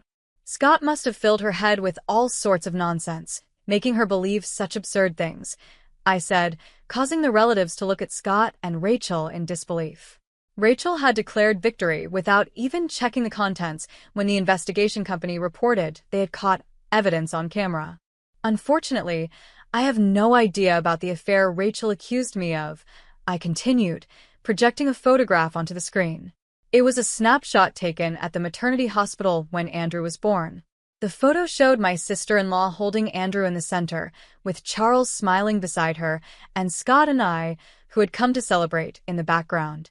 Since Rachel has always disliked me, she probably didn't have a single clear photo of me. So she sent this snapshot to the investigation company, asking them to find evidence of the daughter-in-law's infidelity. As I explained, I briefly glanced at Rachel, who looked shocked, as if I had hit the nail on the head. The investigation company, hired by Rachel, had made a mistake. They thought Nancy, who was holding the child in the photo, was the daughter-in-law they were supposed to be investigating. When they started their work, they unexpectedly captured Brian and Scott repeatedly visiting the hotel with Nancy. Believing Charles to be the husband under investigation, they reported to Rachel that they had caught evidence on camera. Rachel, thinking this was proof of my alleged affair, believed she had finally found what she was looking for. When I was first confronted with the so-called evidence, I was surprised, but then something clicked. I remembered the name of the investigation company from a credit card statement that Rachel had used. Rachel, who often spent too much, had made me get her a family card to use for her purchases, just in case her own credit card limit wasn't enough. Troubled by her making large purchases without consulting me, I had set up the card statement to be viewable in an app, so I could check the charges each month. The next day, I took half a day off work and went to the investigation company to explain the situation. I then commissioned a new investigation myself. Realizing their mistake, the company eagerly accepted the task to make things right, and they quickly provided the results, which led to the evidence I presented today. As the screen was removed and the lights brightened, Nancy, Brian, and Scott all looked pale. I approached the great-aunt and uncle, whom my in-laws greatly respected, and said, "I apologize for the inconvenience, but I prefer not to expose the children to what's about to be discussed. Could someone please take them to another room?" The great-aunt and uncle immediately approached Nancy, took Andrew, and handed him over to their own children. The other children were also led to another room by several women, leaving behind furious relatives, a stunned Rachel, and a bewildered Charles. Only Nancy, Brian, and Scott remained, shrinking under the stern glares of the relatives. Then, Rachel, who had been trembling, suddenly leaped towards Nancy, shouting, "What have you done? Betraying me and Charles with Brian and Scott." She lunged at Nancy, but several relatives rushed to stop her. Nancy was already petrified, and Brian and Scott were similarly frightened. Finally, I decided to deliver the last blow. Given the circumstances, I will be divorcing Scott. I apologize for any inconvenience caused to everyone here. According to the investigation company, the improper relations between these two have been ongoing and not just recent. Reconciliation is impossible. I made the announcement, then pretended to stumble as I added, "After reviewing the investigation results, I've been tormented by the thought that Andrew, and even the child Nancy, is currently carrying might belong to Brian or Scott." The remaining women in the room rushed over, rubbing my back and taking my arms to support me, saying to the two of them, "You are all shameless and disgusting." "Poor you," they started cursing. The men looked on with disdain, surrounding the two with cold stares. Brian and Scott could do nothing but stand there, silenced by the disapproval, while Rachel continued ranting and Nancy sobbed. The fallout from my revelation that day spread quickly. When Charles found out that his wife had been cheating on him with both his brother and father, he was in shock for a while. But as he started to regain his senses, he began to seriously doubt Nancy's claims that Andrew and the baby she was carrying were his. Nancy pleaded desperately, saying, "That's just a lie.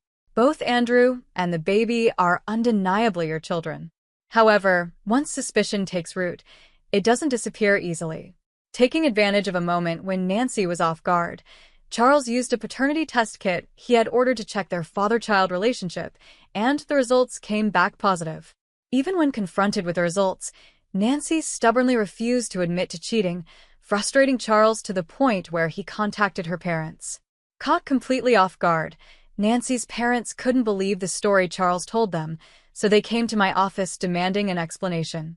Though I found it bothersome, I knew I had to deal with this eventually, so I took the next day off and went with Nancy's parents and the couple to the law firm I had hired. When the lawyer, Richard, showed them the related documents and the infamous video, Nancy's parents were speechless. Seeing this, Charles triumphantly declared, "See?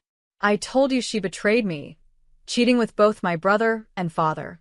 It's clear neither Andrew nor the baby she's carrying are mine." But Richard interrupted him sharply, saying, "Would you mind discussing that among yourselves?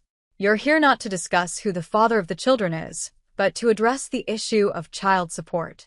It was obvious that Richard wasn't taking sides, but what shocked me more was Nancy and her parents' reaction. Nancy retorted mockingly, "It's your fault. Scott cheated on you because you were always working and not being attractive enough, right? It's your own doing."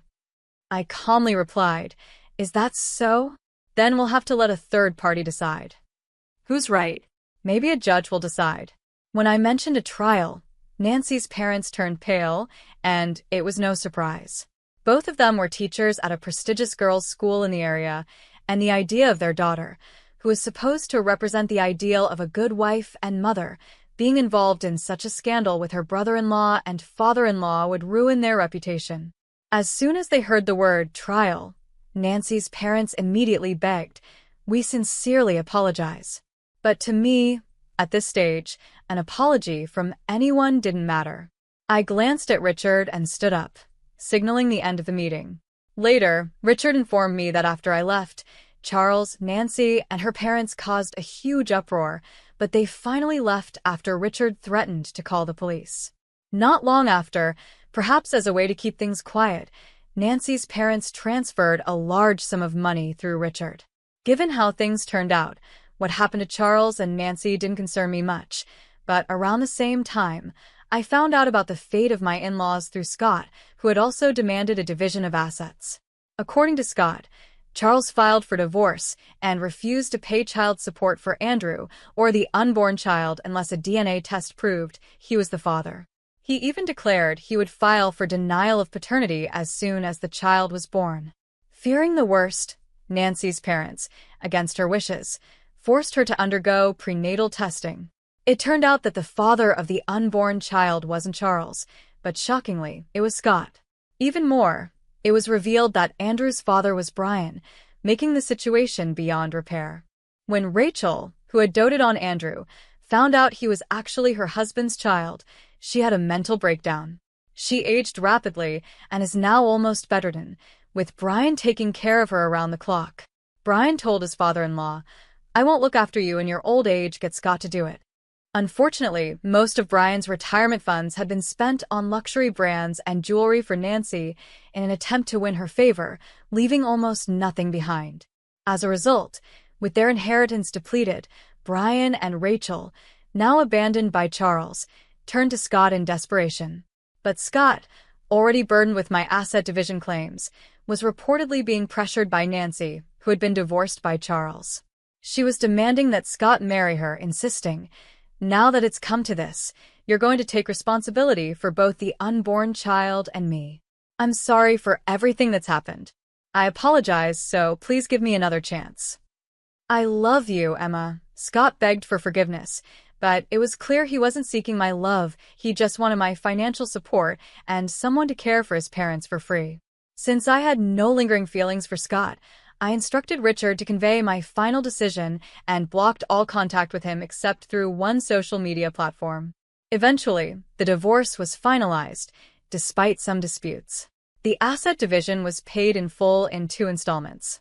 According to Richard, Nancy continued living with my in-laws, pretending to be Scott's wife, even though she wasn't officially registered as part of the family. However, once word spread among visiting relatives, the whole neighborhood began whispering about this shameless family, which drove Nancy to become a recluse.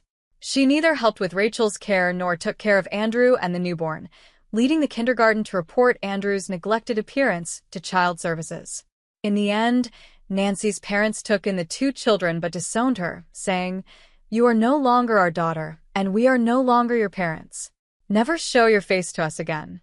With nowhere else to turn, Nancy relied entirely on Scott, just like my in-laws. Scott's income alone now had to support 4 adults, including his mother, who needed nursing care. A colleague of Scott's, who works at the same company, mentioned that a relative at an affiliated company exaggerated the story, making Scott the target of rumors as bad as those on gossip websites. Despite the difficult situation, Scott continues to work, unable to quit because of financial needs, enduring the discomfort. For some reason, Charles seemed to regard us as fellow victims, but the fact remains that he looked down on me, along with Nancy and my in-laws, for being a woman unable to bear children. Naturally, I ignored him completely at work, But as rumors spread within our company, he couldn't handle the whispers and volunteered to transfer to a subsidiary in a regional area. After everything was settled on my end, I was approached about a transfer to an overseas branch. Although I had expressed a desire to work abroad during my job interview, the sudden offer caught me off guard. However, my bosses encouraged me, acknowledging the career I had built and the language skills I had continued to learn in my spare time. Feeling fed up with the rumors, much like Charles, albeit for different reasons, I decided to take the opportunity. I decided to take a bold step and accept the overseas assignment. When Scott somehow heard the news, he sent a series of cliché romantic messages, pleading for reconciliation on the only social media account I hadn't blocked him on. But since I planned to cancel my phone service when I leave the country, I chose to ignore them. Despite everything that happened, cutting ties with that in-law family feels like a stroke of luck. With this in mind, I feel ready to face any challenges that may come my way. It might seem a bit opportunistic, but that's honestly how I feel. Maybe I've been too hard on myself all this time. From now on, I plan to stay positive and give my best effort in everything I do. Hello everyone, I'm Laura. I want to share a significant part of my life that involved intense challenges with my in-laws and my husband, especially during our divorce.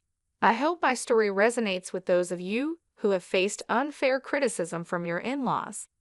Let me take you back to the beginning. I met Liam, my now estranged husband, on a dating app when I was a 21-year-old college student. Liam was 25, employed, and stable. Despite our age difference, we fell in love. I always believed that love isn't bound by age or looks, so Liam being older never bothered me. However, Liam was troubled by our age gap. He often asked, "Why are you with me, Laura? You could find someone your age who might be a better match." But I chose him because I loved him, and to me, age was just a number. Liam's insecurities ran deep. He would persist, "There must be other reasons, Laura. It's not usual for someone like you to love someone like me. I wish you'd just tell me the real reason." I reassured him repeatedly that my feelings were genuine. I wasn't interested in dating someone my age. I loved him, and that was what mattered to me. Despite my assurances, Liam's self-doubt lingered, hinting at deeper self-esteem issues that seemed to have kept him single before we met. To prove my genuine affection, I made sure not to let Liam spend excessively on me. While I was a college student managing my finances, I wasn't wealthy but made sure to buy him thoughtful gifts and handle my expenses. I always worked part-time jobs to ensure I wasn't financially dependent on him. Liam seemed to appreciate these efforts, but sadly, his insecurities didn't fade, and he continued to question the sincerity of my love, which deeply hurt me. It took 4 years before I fully understood the origins of Liam's issues. When I met Liam's parents, Jesse and Diane, I learned more about his background. Jesse, Liam's father, won the lottery, which changed their lives a lot. This helped me understand why Liam had certain perspectives and insecurities. After winning, Jesse and Diane bought a big house and invested their money wisely. However, their new wealth came with a sense of superiority. During our first meeting, Jesse often bragged, saying, "Not everyone makes it big like me. I was just a hard worker, and look where it got me. Do you realize how rare it is to win the lottery?" Yet I managed it on my first try. They were proud of their decision-making skills and often implied that Liam, despite his college education, would never reach their level of financial success. Diane suggested that Liam's previous partners were only after his money and left him once they were financially better off. They openly doubted Liam's ability to make good decisions, which infuriated me. It seemed like Liam's parents saw every woman he dated as a gold digger, and over time, Liam began to believe this narrative. This insinuation that I was just another gold digger became an embarrassing and hurtful part of their story. Fed up with their baseless assumptions, I stood up for both Liam and myself. "I'm sorry, but I have to disagree with you. Liam has worked hard to establish his career and will achieve even greater success in time." Jesse retorted, "Well, that doesn't change the fact that women only want him for money. The money we have is ours, but Liam does co-own the house. Eventually, it will be his. Every time these girls see our $500,000 house, I swear they just see dollar signs. I couldn't hold back. I can't speak for Liam's past relationships, but I'm certainly not in this for the money. I love your son, and that's why we're together. I have no interest in your house. Diane then said, "Don't worry, Laura. Sometimes it's hard to accept that people can be successful and live in nice houses. You live in a small rented apartment with roommates. You might start desiring it after spending time around our house, too." Their comments pushed my patience to the limit, and I was on the verge of losing my temper. Liam heard everything but chose not to respond or defend himself. Instead, he steered the conversation in a different direction. His indifferent attitude on our way home took me by surprise after a particularly tense visit with his parents. I decided it was important to talk to Liam directly about the issue. "Liam, your parents are being unfair and hurtful to both of us. Why didn't you stand up for me?" Liam sighed, clearly frustrated. "What did you expect me to say, Laura? My past isn't great. I've been used before by people who only cared about my parents' wealth, making plans for when they'd inherit the house. Even if they were wrong before, that doesn't mean they're wrong about everything." I felt a pang of hurt. Just because those women were after your money doesn't mean I am.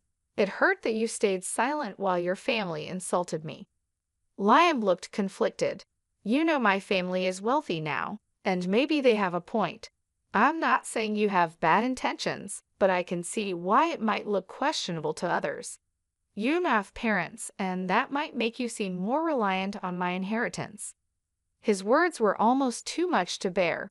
"What you're suggesting is absurd, Liam. I've never pressured you to spend on me. Not having an inheritance does not make me a gold digger." Liam remained stubborn, unwilling to see my perspective. "I love you, and that's what matters. Let's not argue about this anymore," he said, dismissing the need for further discussion. While some might have taken comfort in his declaration of love, I couldn't shake the feeling that he still had doubts about my intentions. I tried repeatedly to discuss it, even suggesting therapy to help him see things more clearly, but he refused, insisting there was nothing wrong. As time went on, I began distancing myself from his family. We got engaged right after I graduated from college, and I landed a decent job, which allowed me to start saving for our wedding. We shared the wedding expenses equally and married when I was 25. However, the next 5 years of our marriage were rocky. Liam frequently visited his parents, each time returning more distant and upset. I knew Jesse and Diane continued to poison his mind, still branding me as a gold digger. Despite my pleas for him to reduce contact with them, Liam continued to see his parents often. Their negative influence began to deeply affect his view of our relationship, convincing him that no one could truly love him for who he was. Even after years of my unwavering love, Liam's suspicion towards me never seemed to ease, and the weight of constantly having to prove my sincerity grew increasingly exhausting. However, the moment that truly tested us came on Liam's birthday. Preferring a low-key celebration, we decided to have a small cake party at our home. I was excited to make his day special. I surprised Liam with the expensive watch he had admired for a long time. He was thrilled with the gift, but my heart sank when he suggested we show it off to his parents. Despite my hesitation, I went along with him. When we arrived, Liam couldn't wait to show his new watch to his parents. "Mom, Dad, look at this beautiful watch Laura got me. I've wanted it for so long. Isn't it stunning?" His enthusiasm was clear. Diane responded with a slight surprise. "Oh, Liam, it seems she does love you after all." We were quite worried for some time. But Jesse quickly added, "Don't be fooled, Diane. She's a gold digger. She married our son because we have a $500,000 house. Let's not ignore the facts." I couldn't contain my frustration.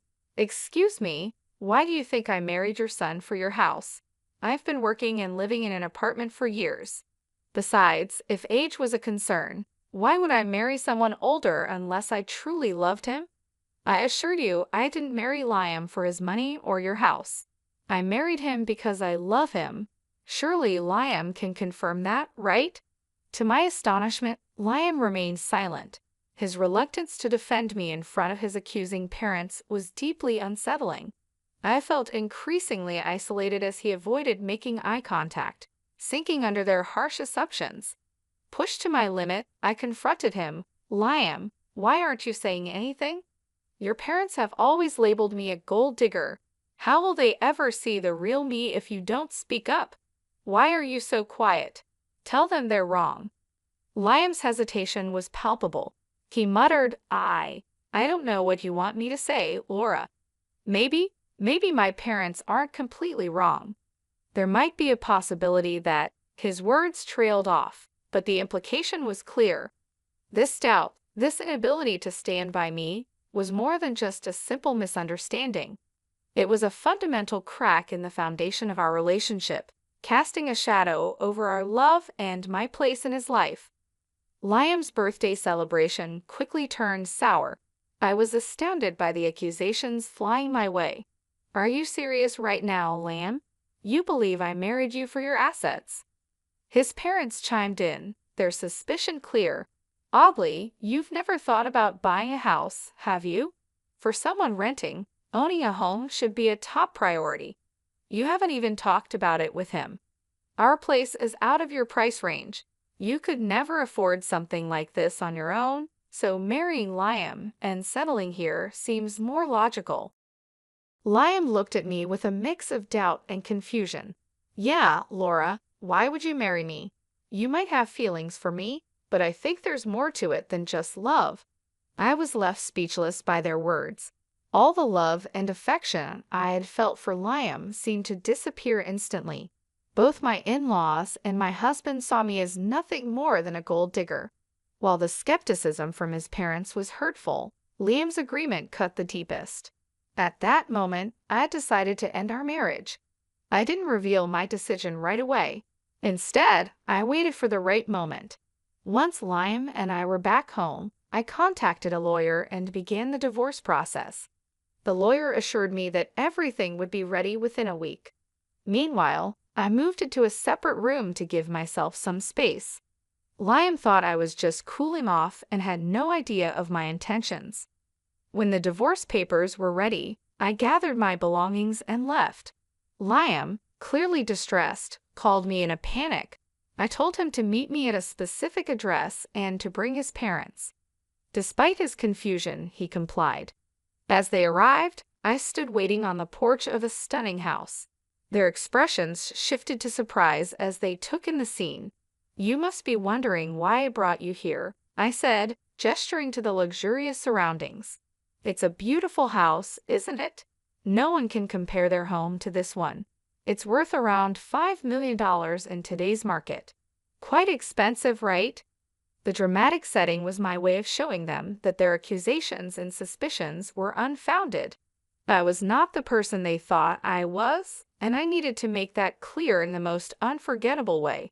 But it's worth every penny, I said, gesturing toward the lavish interior of the house, which also boasted furniture worth millions. What is this place, Laura?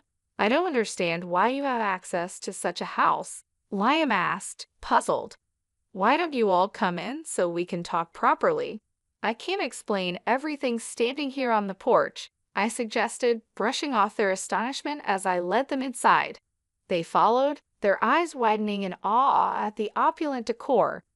As we settled into the plush sofas, I took a deep breath, ready to address the elephant in the room. I've made a decision, and that's why we're here. I filed for divorce, I stated, handing over the papers. We can proceed with an uncontested divorce if you agree. What? I don't understand. Why are you filing for divorce? Liam's voice was a mix of confusion and concern. It's simple, I replied. I said, my voice steady despite the storm of emotions inside me. You and your parents think I'm a gold digger. You believe I married you for your house and money. Despite everything I've said, you've refused to listen. So it's better for everyone if I leave, sparing you from what you deem my gold-digging tendencies.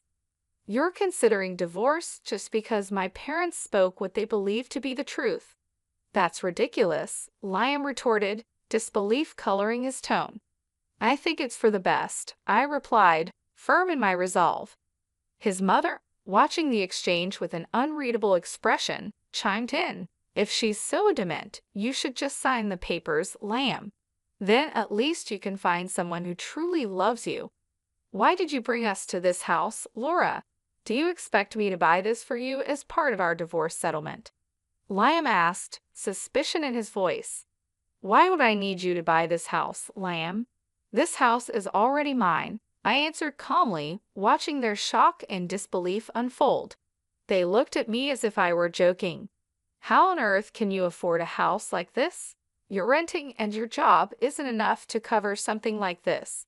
Stop lying to us, Liam's father demanded, his tone sharp with suspicion.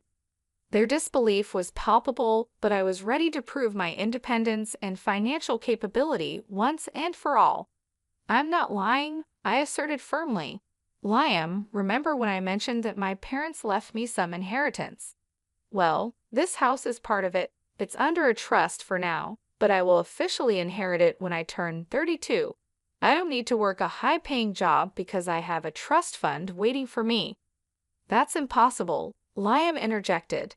Your parents passed away a long time ago. They should have given you the house earlier. My parents were aware of the potential leaches I might attract, I explained. So they instructed me never to disclose the house or the trust fund to anyone. They wanted to keep everything safe until I turned 32.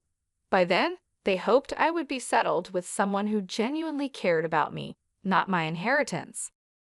Oh my God, Laura, you should have told us about your wealth. We had no idea. This is a sizable house you have. We could all live very comfortably here, Liam's mother exclaimed. Yeah, you should have shared that sooner. We thought you were after our house. We could have avoided all the misunderstandings, Liam added, looking relieved yet somewhat embarrassed. I always knew Laura was perfect for Liam. I've been saying she's a great woman. Look how wealthy she is. Liam found a great match. His father chimed in, his tone shifting dramatically. Hearing this, I couldn't help but laugh. Their attitude toward me had changed so quickly it made my head spin. What was even more bizarre was that they seemed to forget about the divorce papers I had brought. Pulling out the papers, I signed them. As I was saying, here's my signature for an uncontested divorce. You can just sign these to make it easy. If you want to fight, we can take this to court, but I won't live with you anymore. Wait, Laura, listen to me. There's no need to rush this, Liam pleaded. You've already proven you're not a gold digger. There's no reason to get a divorce anymore. We even apologize for any misunderstanding. That should make things better, right? Yes, Jesse is right. We're sorry, Laura. We doubted you for no reason, his mother added, her voice filled with regret. Despite their apologies and sudden change of heart, the memory of their judgments and accusations lingered in my mind. I couldn't stay in a relationship where trust had to be proven rather than given. I don't want your insincere apologies, I said firmly, my resolve unwavering. For 4 years, you allowed your family to berate me and call me a gold digger.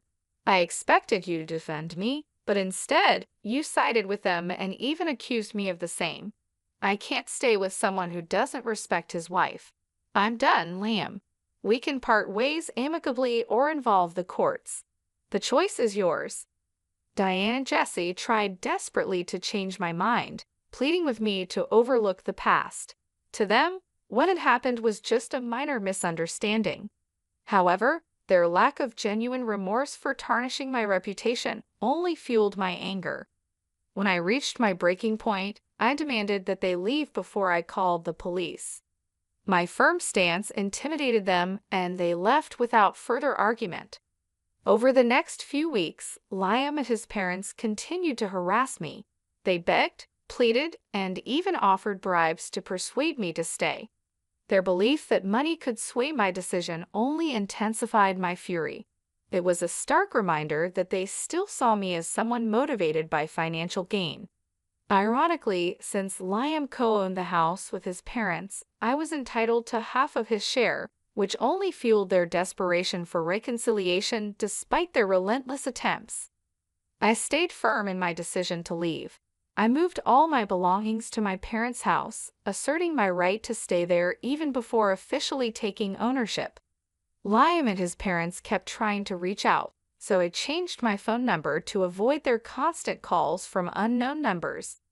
Liam even tried to discuss matters at my workplace, but I had informed security beforehand, and they asked him to leave. Liam still hadn't signed the divorce papers, holding out hope that I would change my mind. Nearly a year has passed, and the situation remains unresolved, showing how complex and emotional our lives had become. With less than a year left until the divorce is finalized, I've managed quite well on my own. Living independently, I found both happiness and financial stability. While I've gone on a few dates, I'm not considering anything serious at the moment. According to a cousin of Liam, his family is now worried about having to pay me my rightful share of the house. The legal fees are mounting, and their savings are proving to be insufficient. Liam is even advocating for selling the house, harboring resentment toward his parents for the chaos they've caused in his life. At this point, I simply don't care about their problems. My only goal is to be free from that toxic family and move on with my life, leaving the chaos and negativity behind. My parents welcomed me back with open arms, providing the support and comfort I needed during this difficult time. They were surprised by the turn of events but understood my decision. Moving back home allowed me to reconnect with old friends and focus on rebuilding my life. I found a new job that I enjoy, and my colleagues have become a second family to me. Liam and his parents didn't give up easily. They continued to send letters and emails, pleading for reconciliation. I ignored their attempts, knowing that engaging with them would only prolong the emotional turmoil. It was clear to me that they were more concerned about their financial situation than genuinely apologizing for their behavior. During this time, I focused on self-improvement and personal growth. I enrolled in a few online courses to enhance my skills and took up new hobbies to keep myself busy. I also started therapy to help process my emotions and ensure I was making the best decisions for my future. My therapist helped me see that walking away from a toxic relationship was the right choice, and I began to feel more confident in my decision. As the divorce process dragged on, I made sure to document everything. I kept detailed records of all communications and interactions with Liam and his family. This meticulous approach proved helpful as my lawyer navigated the legal complexities of the case. It also gave me a sense of control over a situation that had felt so overwhelming. Despite their relentless attempts to win me back, I stood my ground. I knew that returning to Liam would mean subjecting myself to more years of distrust and manipulation. I deserved better than that, and I was determined to create a life free from their influence. Liam's cousin kept me updated on their financial struggles. The mounting legal fees and the prospect of losing the house were taking a toll on them. I felt a sense of vindication knowing that they were facing the consequences of their actions. However, I also knew that my happiness didn't depend on their suffering. I was focused on my own journey and the positive changes I was making in my life. Eventually, Liam agreed to sign the divorce papers. The relief I felt was immense. It marked the end of a painful chapter and the beginning of a new one. With the legal process finally moving forward, I could see a clear path to freedom and peace. In the end, I emerged stronger and more resilient. The experience taught me valuable lessons about self-worth and the importance of standing up for myself. I learned that it's better to be alone than in a relationship where I'm not valued or respected. Moving forward, I promised myself to never settle for anything less than I deserved. Leaving Liam and his family was the best decision I ever made. It allowed me to reclaim my life and build a future on my own terms. I was no longer defined by their opinions or accusations. I was free to be myself and pursue my dreams without the weight of their judgment. Looking back, I have no regrets. The journey was tough, but it shaped me into a stronger person. I found happiness and fulfillment on my own, proving to myself that I didn't need anyone else's approval to live a meaningful life.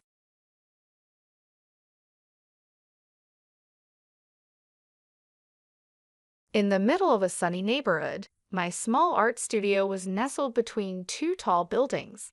My name is Julia, and this studio was my safe haven. I looked around and saw familiar sights: paintbrushes, messy palettes, and canvases at different stages of completion. Here I felt truly alive, getting lost in the world of colors and shapes. My husband Larry walked through the door, his tall frame almost not fitting through the doorway. His dark hair was messy, probably from running his fingers through it all day at work, but his bright blue eyes always had a playful glint. "Hey," he said with a tired smile, dropping his briefcase by the door. "How was your day?" I sighed, glancing at a particular canvas. "It was good, but I'm struggling with this piece. I can't seem to get it right." Larry walked over and took a closer look. "I think it's great," he said, trying to be supportive. "But what do I know? I can barely draw a stick figure." I chuckled. "Thanks for trying to make me feel better."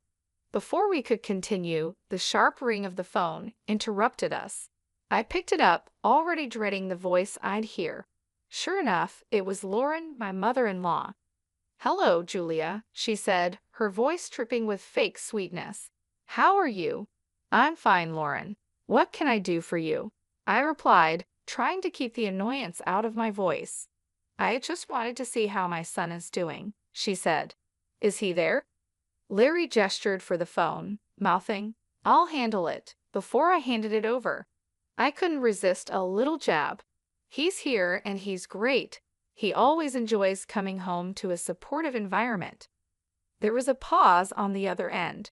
"Well," she finally responded, "just make sure he stays that way. Put him on."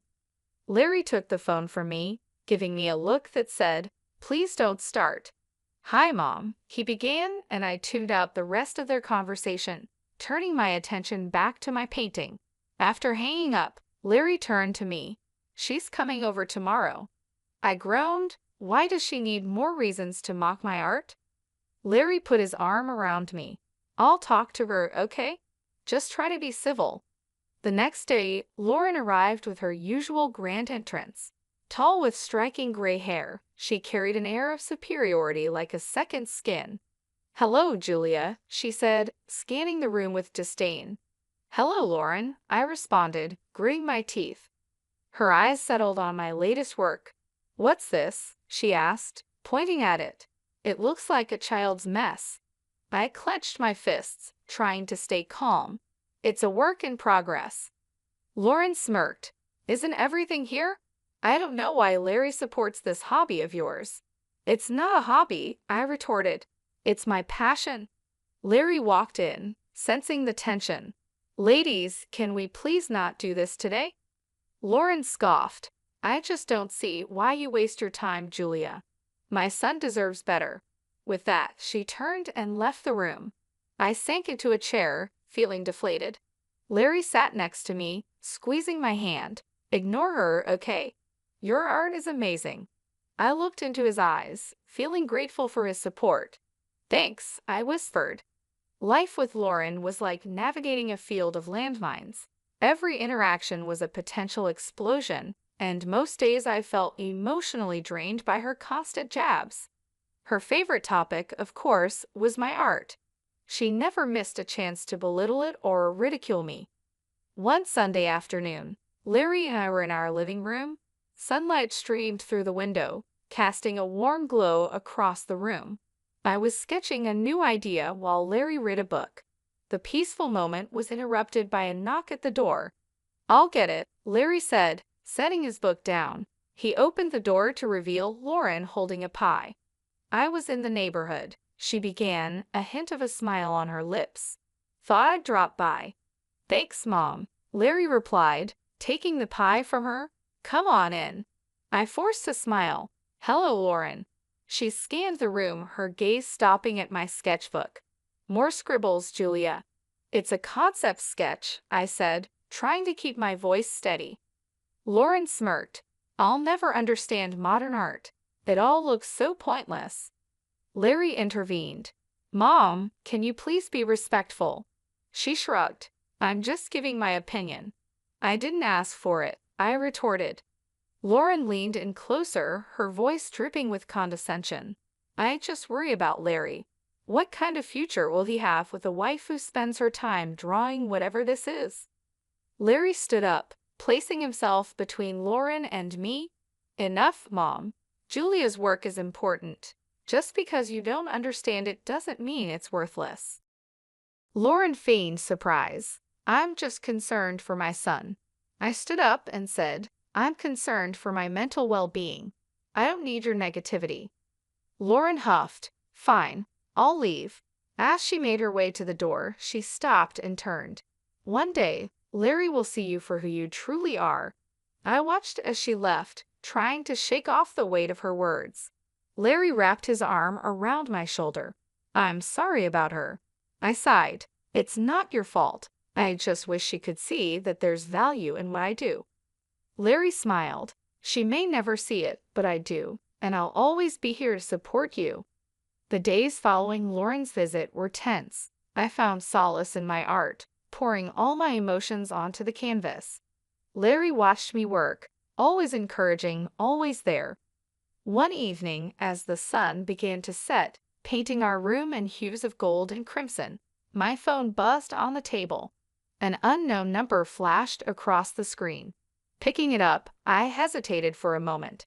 Hello. The voice on the other end was soft and pleasant. Is this Julia? Yes, speaking.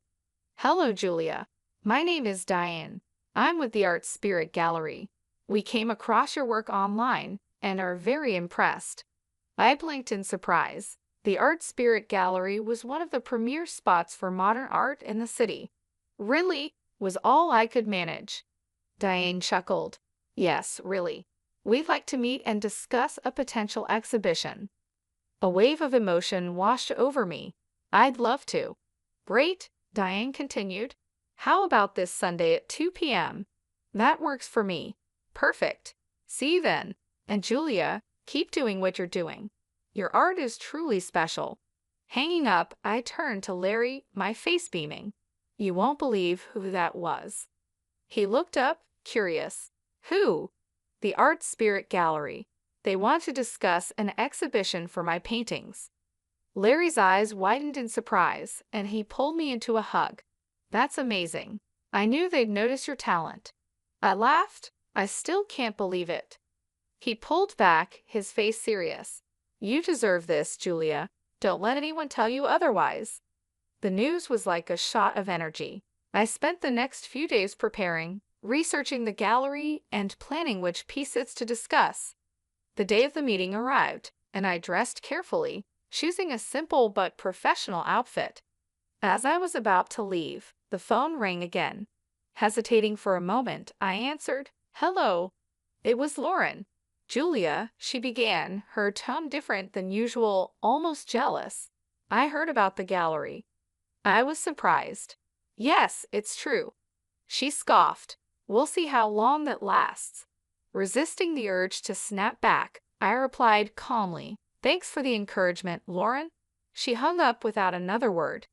Larry walked over, hearing the end of the conversation. Don't let her get to you. Today's your day. I nodded, taking a deep breath. You're right. Let's go. Walking into the Art Spirit Gallery, I was amazed by its grandeur. The walls were covered with vibrant paintings, sculptures were strategically placed, and the quiet hum of conversations filled the air. Diane, a tall woman with short curly hair, greeted us with a warm smile. Julia, so good to meet you, she said, extending her hand. I shook it, my nerves still tingling. Thank you for having me. Diane led us through the gallery, pointing out specific spots where she envisioned my paintings. Your work, she began, has this raw energy that we believe our audience will resonate with. I looked at Larry, who gave me an encouraging nod. Thank you, Diane. That means a lot. She smiled. Now, let's discuss the specifics. We were thinking of dedicating an entire section to your work for the upcoming exhibit. That sounds incredible, I replied. Diane handed me a folder. Here's a layout of the gallery and a tentative schedule. We need your pieces here by next month. I flipped through the pages, trying to hide my excitement. This is thorough. I'll get started right away. The rest of the meeting was a whirlwind of discussions, from lighting preferences to wall colors. By the end, my head was spinning in the best possible way. As Larry and I walked back to our car, he turned to me, his eyes gleaming. You did it. I laughed. We did it. I couldn't have done this without you. He grinned. Now comes the hard part, selecting and preparing your pieces. Over the next few weeks, our apartment turned into a hive of activity. I was in the zone, finalizing paintings, choosing frames, and coordinating with the gallery. Every surface was covered with art supplies and sketches. One evening, while I was working on a particularly intricate piece, the doorbell rang. Larry went to answer it, and moments later, he returned with a familiar face. Lauren, I said, surprised. She looked around, taking in the chaos.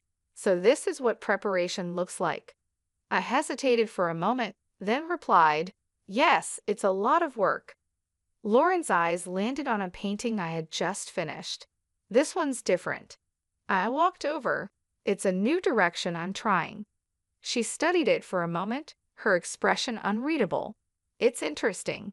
Before I could respond, Larry intervened. Mom, why are you here? Lauren sighed. I wanted to see what all the fuss was about. I took a deep breath. I'm proud of my work, Lauren.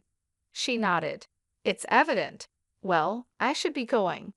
As she left, I felt a mix of emotions. While it wasn't praise, Lauren's visit wasn't as confrontational as our previous encounters. Larry wrapped his arm around me. She's trying in her own way. I smiled weakly. Let's hope. The days flew by, and soon it was time to move the paintings to the gallery. With each piece I packed, I felt a combination of excitement and anxiety. This is it, I whispered to Larry as we loaded the last painting into the van. He squeezed my hand. You're ready, and I can't wait for the world to see your brilliance. The day before the exhibition was a blur of activity. The gallery was bustling with staff setting up lighting, positioning paintings, and ensuring everything was perfect. Larry and I arrived early, watching in awe as my artwork was given prime positioning. Diane approached us, clipboard in hand. Julia, it's all coming together wonderfully. Your pieces are truly the highlight. I smiled, feeling a surge of pride. Thank you, Diane. This means the world to me. She nodded, making a few notes. The press will be here tomorrow. This is a significant opportunity for you. As the day wore on, I took a moment to sit and absorb the surroundings. The realization hit me that I was about to have my first major art exhibition. This was a dream come true, and I was overwhelmed with gratitude. Larry came over, handing me a coffee. Deep in thought, I looked up, smiling, just taking it all in. It's a lot. He sat down next to me. You deserve every bit of this, Julia. I'm so proud of you. I leaned into him, grateful for his unwavering support. Thank you, Larry. Our moment was interrupted by a call. My phone lit up with an unknown number. Curious, I answered. Julia. A voice crackled. Yes, who's this? There was a pause, then a familiar voice sneered. It's Lauren. I stiffened. What do you want? She chuckled. Just wanted to wish you luck for tomorrow. Despite her words, there was an unmistakable tone of mockery. Thanks, I replied curtly, ready to end the call, but Lauren continued. Actually, there's more. I visited your apartment today. My heart sank. What did you do, Lauren? She laughed. Let's just say I improved a few of your pieces. I felt the blood drain from my face. You did what? Lauren's voice dripped with malice. You'll see soon enough. She hung up before I could say anything else. Panicking, I turned to Larry. She's been to our apartment. She's done something to my paintings. His face darkened. Let's go home now.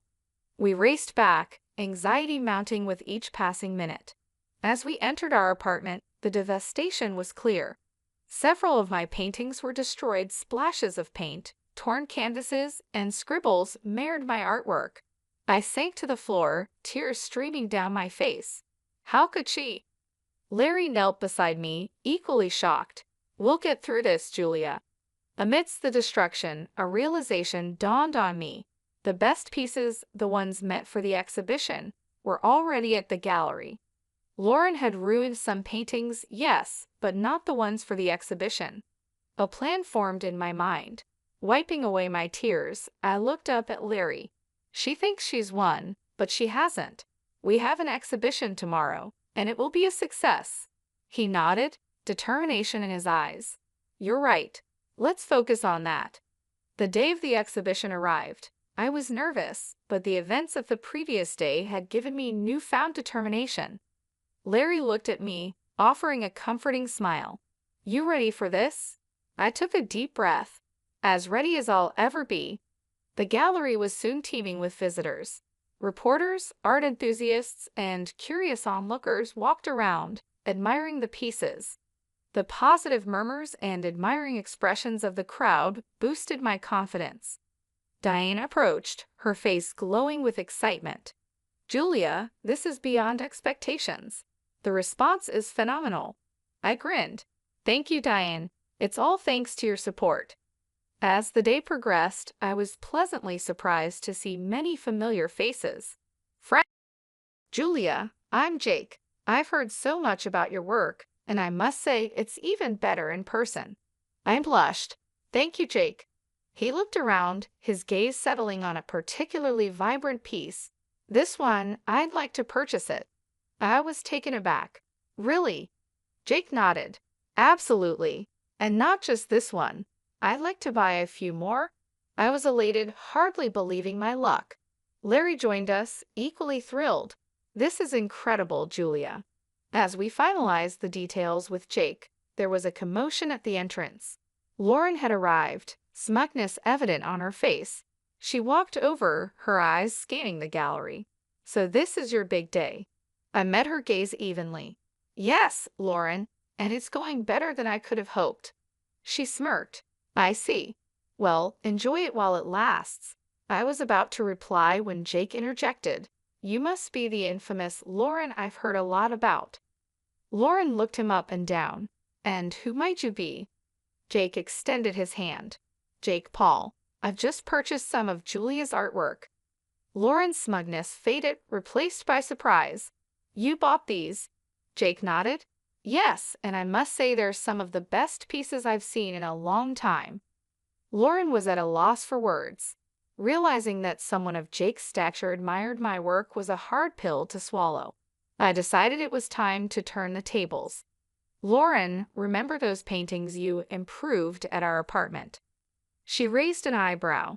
What about them? I smiled. Jake bought those too. Jake added, and I intend to press charges for the damage to my property. Lauren paled, her confidence shattered. You can't be serious.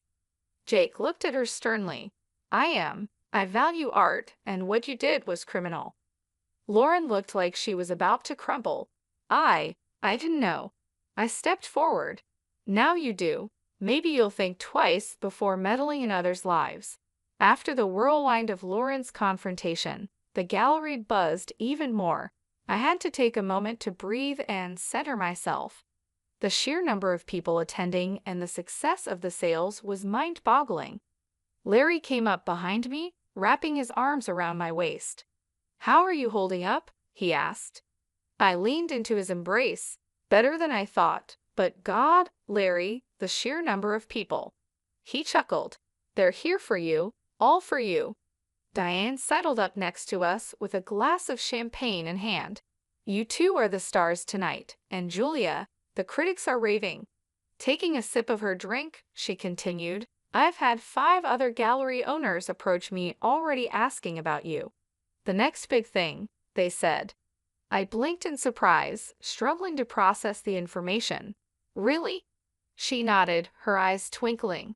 Really, prepare yourself for a lot more attention after tonight. A familiar voice called out, "There's the artist of the evening." I turned to see my old college friend Rachel striding over with a big smile on her face. Pulling me into a hug, she said, "I always knew you'd make it big, Jessica." I laughed. "It's still Julia to you, but thank you, Rachel. It's been too long." As the night wore on, I chatted with countless visitors, some who knew about art, some who didn't, and some who just came to show their support. Each interaction was a reminder of the journey I had taken to get here. Around midnight, the crowd began to thin. The gallery's lights dimmed slightly, casting a warm ambient glow over the remaining guests. That's when I noticed a familiar face standing by one of my paintings, studying it intently. "Uncle Donald." I approached hesitantly. We hadn't spoken in years. He turned to me, his eyes slightly moist. "Hello, Julia. It's been a while." Not knowing what to say, I simply replied, "Yes, it has." He looked back at the painting, a piece I had done of our old family home. "This takes me back," he murmured. We talked for a long time, reminiscing about old times and catching up on new ones. The rift that had formed in our family after a dispute over inheritance had kept us apart, but that night in front of my artwork, barriers were broken. By the time the gallery closed, my feet were sore and my voice was hoarse, but the joy in my heart was unmatched. Larry, ever the caring husband, carried some of my stuff as we headed out. As we drove home, he glanced over at me. "You did it, Julia. You proved them all wrong." I leaned my head against the window, the city lights streaming past. "It's just the beginning, Larry. Just the beginning." The sun filtered through the curtains as I sipped my morning coffee. Last night's exhibition success still buzzed in my mind, and the feeling of satisfaction lingered. Larry was reading the morning paper when the phone rang. Picking up, I was met with a familiar shaky voice. "Julia, it's Lauren." My guard went up immediately. "What do you want?" To apologize, she began, desperation evident in her voice. "I've seen the error of my ways, especially after the success of your exhibition." "Why now, after everything?" I asked, my voice icy. "The buyer of the paintings has filed a lawsuit. It's substantial. I was hoping maybe you could talk to him, persuade him to drop the charges." She was almost pleading. I took a deep breath. "You expect me to bail you out after everything you've done?" "I'm genuinely sorry," she insisted. "That might be, but actions have consequences, Lauren," I responded coldly. "Please, Julia, think about it," she urged before I could respond. I ended the call. Days later, the court's decision came through. Lauren was ordered to pay the full cost of the ruined paintings and a hefty fine for property damage. The verdict didn't surprise me. She had openly admitted to the act, after all. News reached me that Lauren had tried to appeal for leniency, but it was no use. The damage was done, and the court stood firm on its decision. Soon after, Lauren stopped all communication with me. In many ways, the silence was a relief. Her constant negativity and interference had been a burden for too long. With her out of the picture, my life slowly regained its balance. My career began to flourish in ways I had only dreamed of. The exhibition's success opened new doors for me, and I was invited to showcase my work in other prestigious galleries.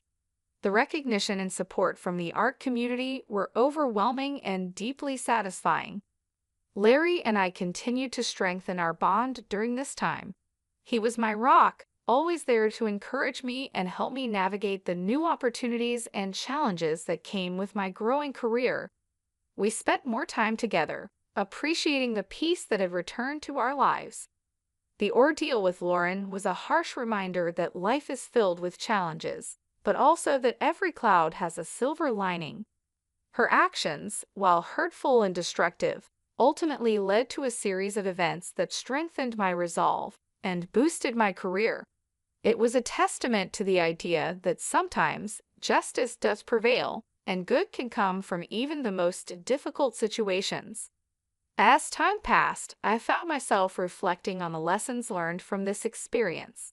I became more resilient and more determined to protect my work and my peace of mind. I also realized the importance of surrounding myself with supportive and positive people who genuinely believed in me and my passion.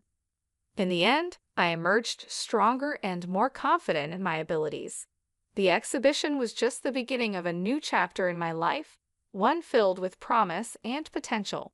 And as I continued to grow as an artist and as a person, I knew that I could face whatever challenges came my way, with Larry by my side and a renewed sense of purpose in my heart. Hello everyone, my name is Julie, and I'd like to share my story with you.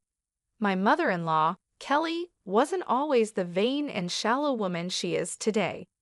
This transformation in her personality happened later in life, or at least that's what my husband, James, believes. Growing up, James and Kelly lived a modest life. They didn't have much, but they made do with what they had. When James was just 5 years old, his father passed away, leaving Kelly to take on the role of the family's breadwinner. She worked hard to provide for them, and they led a simple yet content life until James graduated from college and landed a great job.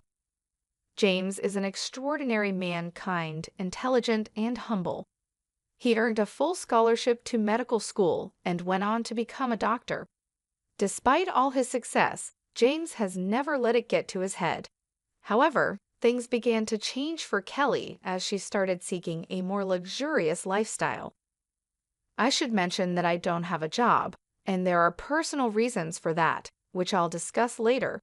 But just because I'm not employed doesn't mean I'm poor or dependent on others. Unfortunately, when Kelly and I first met, she misjudged me. Perhaps it was the way I dressed or carried myself, but something about me seemed to rub her the wrong way. On our first meeting, Kelly turned to James and said, "Is this the girl you've been talking about? She's so plain and average. Why would you choose someone like her? Does she even have a job?" My name is Julie, and yes, I don't have a job, but that doesn't define my worth. Kelly, however, quickly labeled me as a gold digger and a parasite, assuming I was only with James for his money.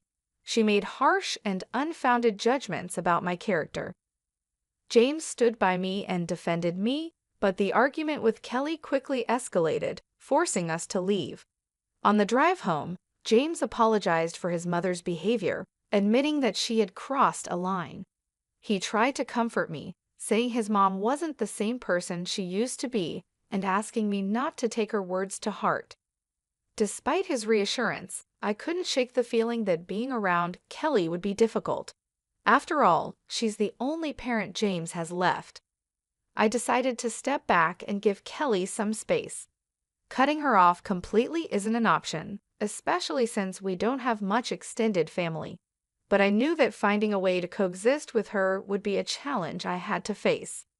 "I won't force you to be friends with her," James said, "but can you at least try to be civil when you're around her?" "I can be respectful towards your mom, James, but I doubt she'll do the same for me," I replied, feeling a mix of frustration and concern. "Don't worry, Julie," he reassured me. "I'll make sure she doesn't cross the line. If things get out of hand, we can talk about reducing contact. I love my mom, but I love you too, and I won't let her harass you for no reason."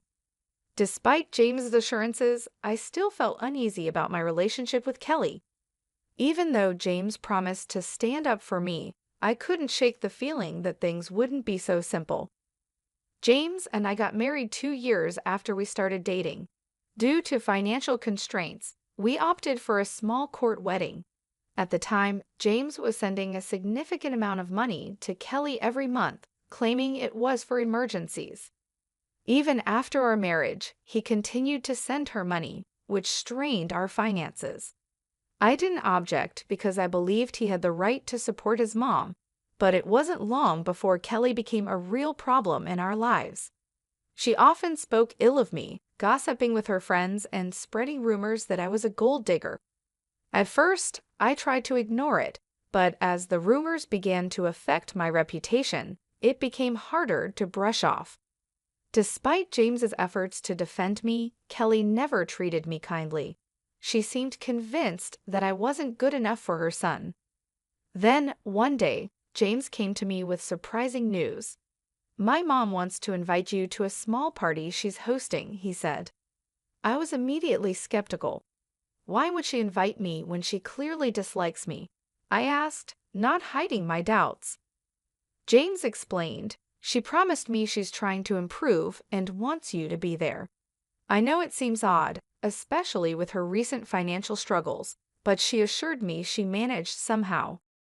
Despite my concerns, I agreed to attend the party. James was hopeful that his mom was making an effort, and I wanted to keep an open mind. I truly wanted us to mend our relationship and maybe even become friends, though I had serious doubts about whether Kelly would ever see me as more than an obstacle in her son's life. The next day, Kelly texted me, and I'd assumed it was to formally invite me to the party. However, her message took an unexpected turn. She started by talking about the party, which she planned to host at a 5-star hotel that everyone had been raving about. She seemed thrilled, promising her friends a fantastic time and planning to invite around 21 people. Curious about the details, I asked Kelly if I was invited to the party, especially since James had assured me that I was welcome. To my surprise, Kelly's response was laced with arrogance and disdain. She made it very clear that I was not invited, emphasizing how exclusive the event was due to her wealth, family status, and the supposed high-class nature of her friends. I was shocked and confused. James had genuinely believed that Kelly intended to invite me, and now I was faced with this unexpected coldness. When I mentioned my assumption that I was invited, Kelly responded with condescending remarks, implying that I wouldn't understand the complexities of planning such an event. Despite feeling hurt, I decided to maintain my dignity. I calmly acknowledged her message and made it clear that I wouldn't attend if I wasn't wanted. Kelly reiterated her stance, once again highlighting her class and status. It took all my strength to resist the urge to respond with anger. Disappointed and hurt, I chose not to share this incident with James. Instead, I decided to quietly wait for the day of the party. As the day of the party approached, Kelly, oblivious to the emotional impact of her actions, sent me a picture. It showed her and her friends dressed in designer outfits, flaunting their wealth and status on social media. I chose not to respond, instead focusing on my work and waiting patiently for what would happen next. After about 5 hours, I received a call from my dad. Here's a little confession. My dad owns the very hotel where Kelly was hosting her party. Unbeknownst to Kelly, 5 years ago, I inherited a substantial amount of money from my grandfather, which I wisely invested in my dad's business. As a result, I now receive a share of the profits from the hotel and other family-owned ventures. Despite coming from a well-off family, I've always preferred to keep this low-key, which is why Kelly had no idea about my background or the high cost of the 5-star hotel she had chosen for her party. During the party, Kelly and her friends ordered freely without bothering to check the menu or the prices, resulting in a hefty $5,000 bill. This turn of events presented the perfect opportunity for a bit of justice. My dad called to inform me that Kelly was at the hotel, shocked by the $5,000 bill she had amassed. She was now pleading for a 60% discount, claiming she was short on cash. What made the situation even more satisfying was that Kelly and her friends had been rude and entitled throughout the event, upsetting the hotel staff. As expected, I shared my frustration with my dad, recounting how Kelly had boasted about her party just to mock me for not being invited. The irony wasn't lost on me here. She was flaunting a party she couldn't even afford. My dad understood my frustration and also mentioned how difficult Kelly and her friends had made things for his staff with their rude behavior. Seeing a chance for some poetic justice, I suggested a little revenge. I proposed that Kelly and her friends should be made to wash the dishes, clean the entire kitchen, and mop the floors as a consequence of their insulting behavior. I wanted to make sure that everyone who had mistreated the staff would face the same consequences. and if Kelly tried to pull any tricks, my dad could always call the cops on her. My dad laughed at the idea and gave it a big thumbs up. He even offered to send me pictures of the whole event. It seemed like the perfect opportunity to turn the tables on Kelly and teach her a lesson about humility and respect. Just the thought of it brought a sense of satisfaction, knowing she would finally face the consequences of her actions. A little over an hour later, my dad sent me pictures of Kelly and her friends washing dishes and scrubbing the floors at our restaurant. The images were priceless. My dad also shared a funny twist in the story. When Kelly spotted him at the restaurant, she looked relieved, thinking she was about to be rescued. She confidently told him that she knew the owner and they would be able to get out of the situation. But to her shock, my dad instructed her to start cleaning the restaurant. Kelly was stunned and tried to protest, but my dad quickly reminded her that since she didn't consider me family, he didn't consider her family either. It was a hilarious turn of events, and while I wish I could have been there to see it in person, the pictures were more than enough to make my day. A little while later, James came home looking visibly upset. I could tell that Kelly had already contacted him and likely twisted the story to suit her narrative. As he approached me, he immediately questioned what he had heard something about my dad making his mom wash dishes at the restaurant. I calmly explained the situation to James, letting him know that what happened was standard practice for us in such scenarios. Kelly had gone to our family's restaurant, racked up a $5,000 bill, and then claimed she only had $2,500 to pay. On top of that, she had harassed the staff, and her entire party had been a nightmare to deal with. Given the circumstances, I believe the consequences were more than fair. James seemed surprised by this and asked who Kelly had taken with her and what they had ordered. I informed him that she had taken 21 people and they had ordered a lot, especially the most expensive items on the menu. He expressed disbelief, saying that Kelly had told him she was only taking 5 people and had even invited me, but I had declined. I quickly clarified that things hadn't happened that way at all and showed him the text messages Kelly had sent me. James, wanting to fully understand the situation, asked to see the bills and the texts. I handed him my phone so he could read through everything, and my dad also sent him copies of the bills. To further illustrate what had gone on, I showed him pictures of the extravagant party Kelly had thrown. As James looked through the evidence, his anger grew. He immediately called Kelly to confront her, asking why she hadn't told him the full story.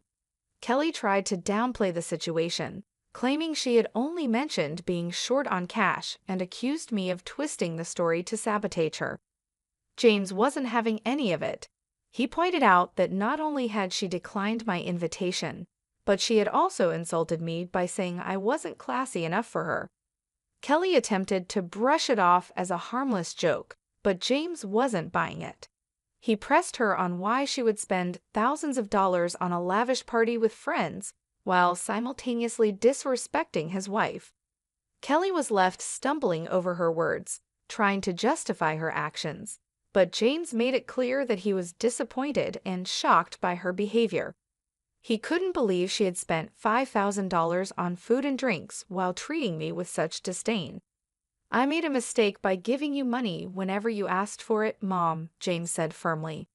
But guess what? I'm not giving you any more money ever again. Kelly, taken aback, responded, But James, you've been so supportive for so long. You can't just stop now. It was a one-time mistake. Why are you overreacting?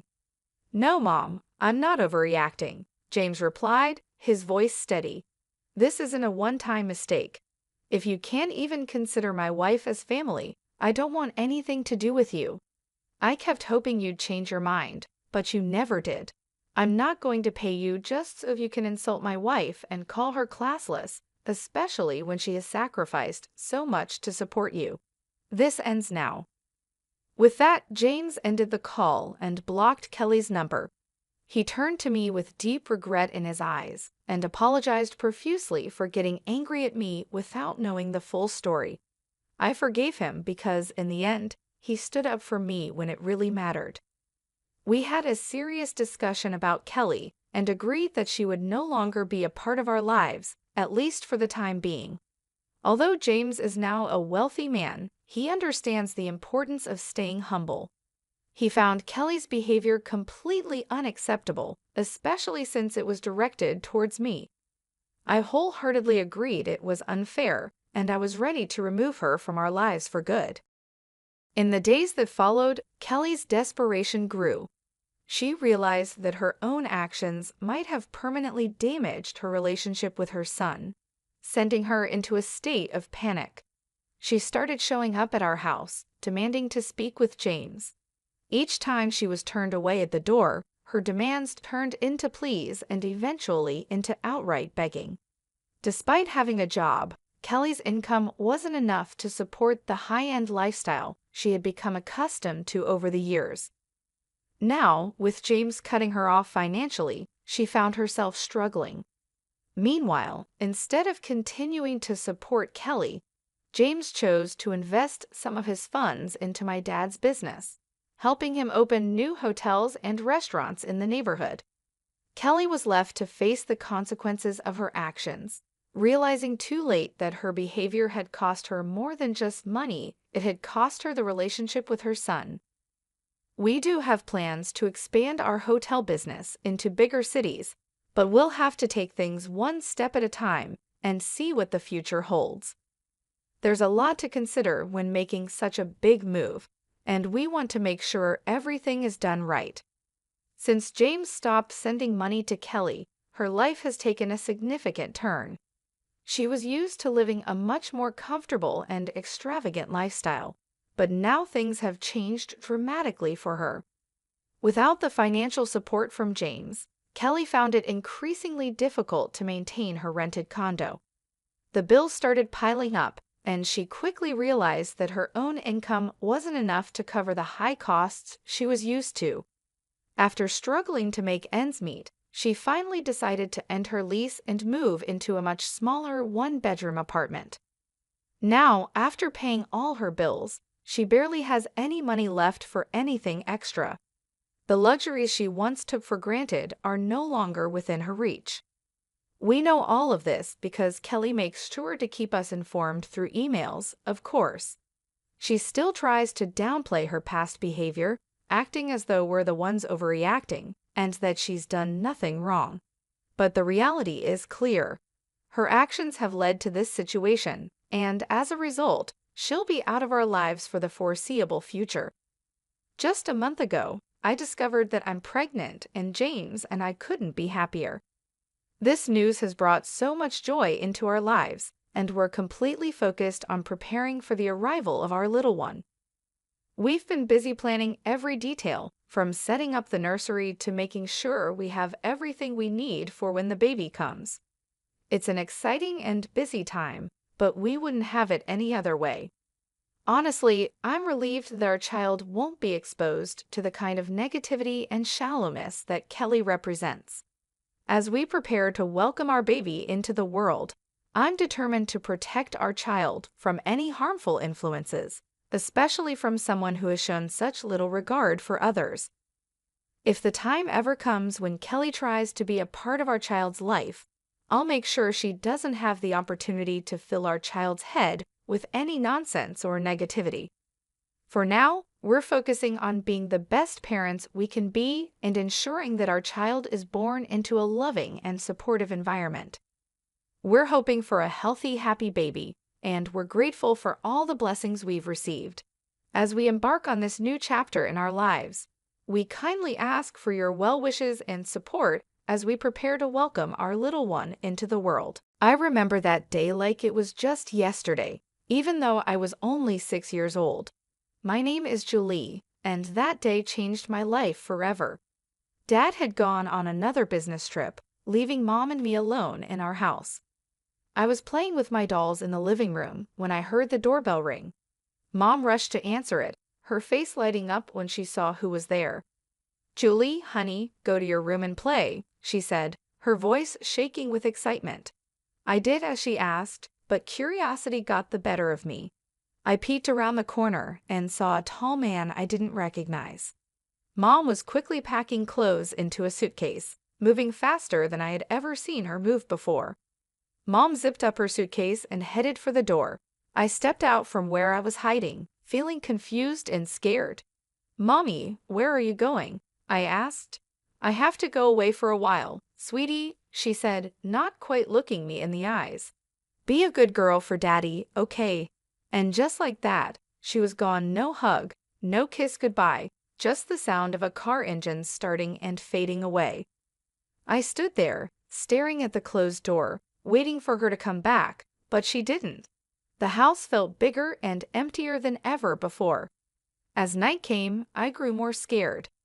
I tried to turn on the lights, but I was too short to reach the switches. The darkness seemed to close in around me, and I started to cry. "Mommy, Daddy," I called out over and over, but no one came. I don't know how many days passed. I was hungry and thirsty, and the dark felt alive with monsters waiting to get me.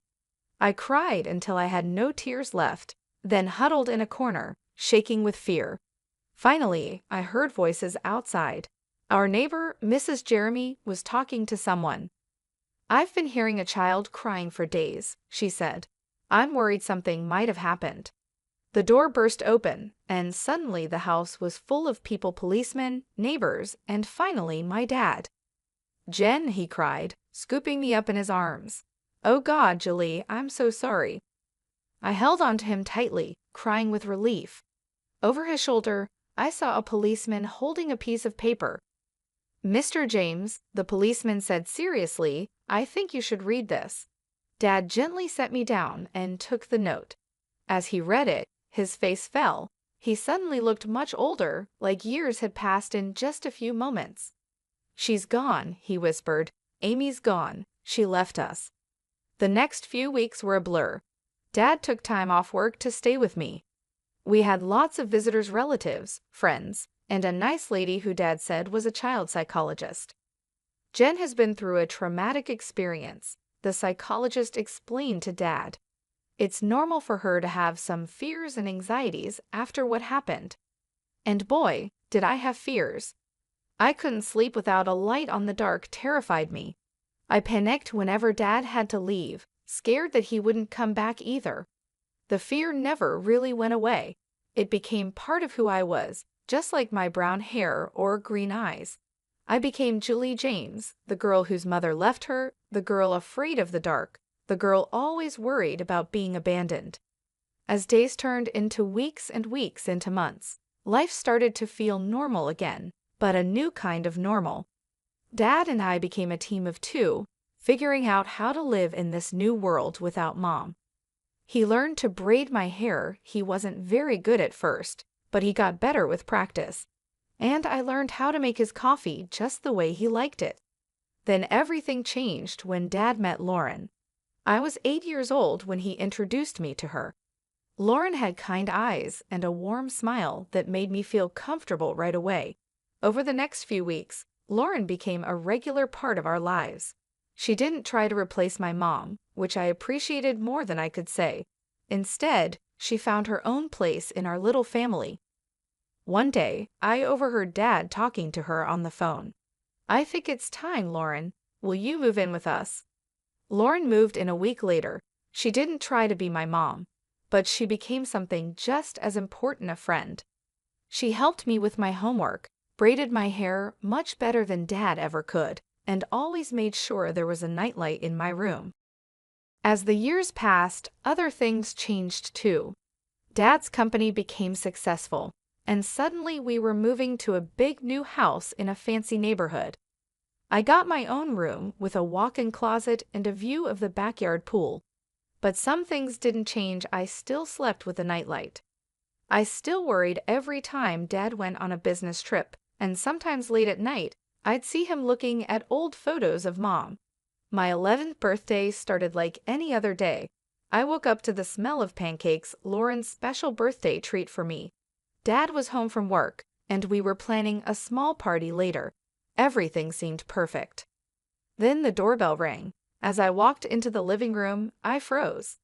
Standing there, looking older but unmistakable, was my mother.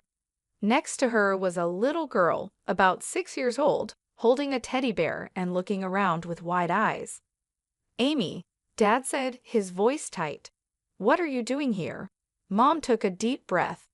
"Larry, I am so sorry for everything. I know I have no right to be here, but," she gestured to the little girl, "this is Maria. She's your daughter." The room went silent. I felt like I couldn't breathe. Dad's face showed a mix of emotions: shock, anger, disbelief, and then something else. "My daughter?" he repeated. Mom nodded. "I was pregnant when I left. I didn't know then. I swear, Larry, I've made so many mistakes. I'm not asking you to forgive me, but Maria, she deserves to know her father." I watched as Dad knelt down to the little girl's level. "Hi, Maria," he said softly. "I'm your dad." Maria looked up at him shyly. "Hi," she whispered. As Dad talked to Maria, I noticed Lauren standing in the doorway, her face pale. She turned and walked away quickly. I wanted to follow her, but I felt stuck, unable to move. The next few hours were a blur: lots of adult conversations I wasn't supposed to hear, raised voices, and tears. I hid in my room, hugging my knees to my chest, trying to make sense of it all. Later that evening, Dad came to talk to me. "Julie," he said, sitting on the edge of my bed, "I know this is a lot to take in. Your mom, she's made some big mistakes. But Maria, she's innocent in all this. She's your sister. I've decided to give your mom another chance, for Maria's sake." The next day, I watched from my window as Lauren packed her car. She looked up and saw me watching, with tears in her eyes. She waved goodbye. I waved back, feeling like a part of me was leaving with her. Mom and Maria moved in that same day. Maria took the guest room, and Mom took her old place in Dad's room. It felt wrong, like she was erasing the last 6 years as if they never happened. The years that followed were complicated. Mom was back, but it wasn't the happy family reunion I had hoped for. When I was younger, I might have dreamed about having a close relationship with my mom, but it never really happened. She adored Maria, giving her all the attention and love, but with me, there was always a distance, a feeling of awkwardness that never went away. Maria was just a kid. She didn't ask to be part of this complicated situation. I tried not to be resentful, but it was tough, especially when I saw how easily she fit into Mom and Dad's life in a way I never seemed to. By the time I turned 19, I was more than ready to leave for college. I decided to study zoology because animals were always easier for me to understand than people. They didn't judge, they didn't have complicated emotions, and they didn't come with messy family histories. They just were. The day I left for college was bittersweet. Dad hugged me tightly, his eyes misty. "I'm so proud of you, Julie," he said. "You're going to do great things." Mom gave me an awkward pat on the shoulder and said, "Good luck," but her smile didn't quite reach her eyes. Maria, now 14, rolled her eyes and muttered, "Finally, I get my own room." I pretended not to hear her and focused on Dad's warm embrace. College was a relief. For the first time, I was away from the tension at home and the constant reminder of my complicated family situation. I threw myself into my studies, finding peace in the world of animals and nature. But even though I did well in school, I struggled socially. Years of feeling like an outsider in my own family had left a mark. I was quiet, reserved, and always afraid of getting too close to people. What if they left, like Mom had? What if they replaced me, like Maria seemed to have done?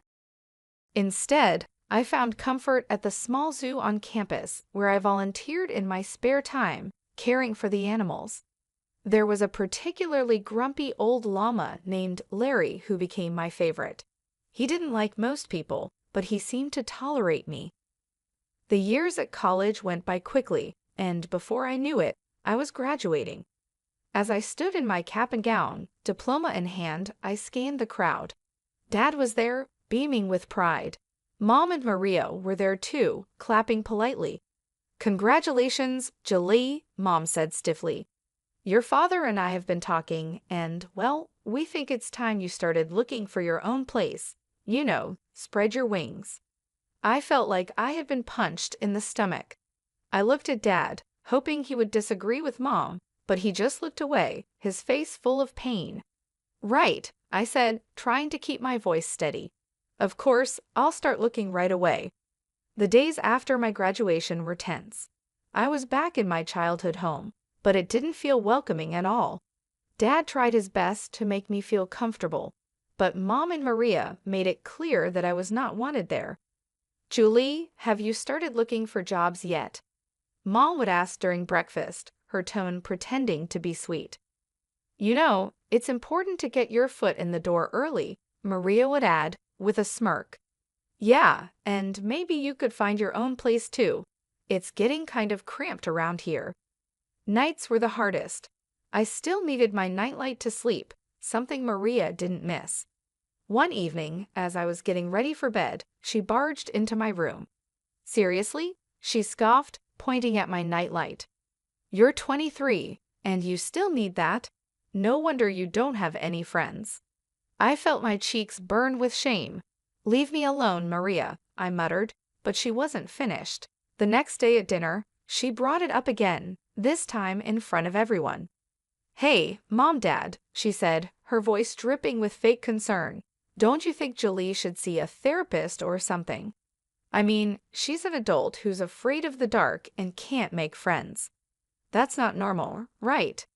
Something inside me snapped. Years of bottled-up hurt and anger burst out.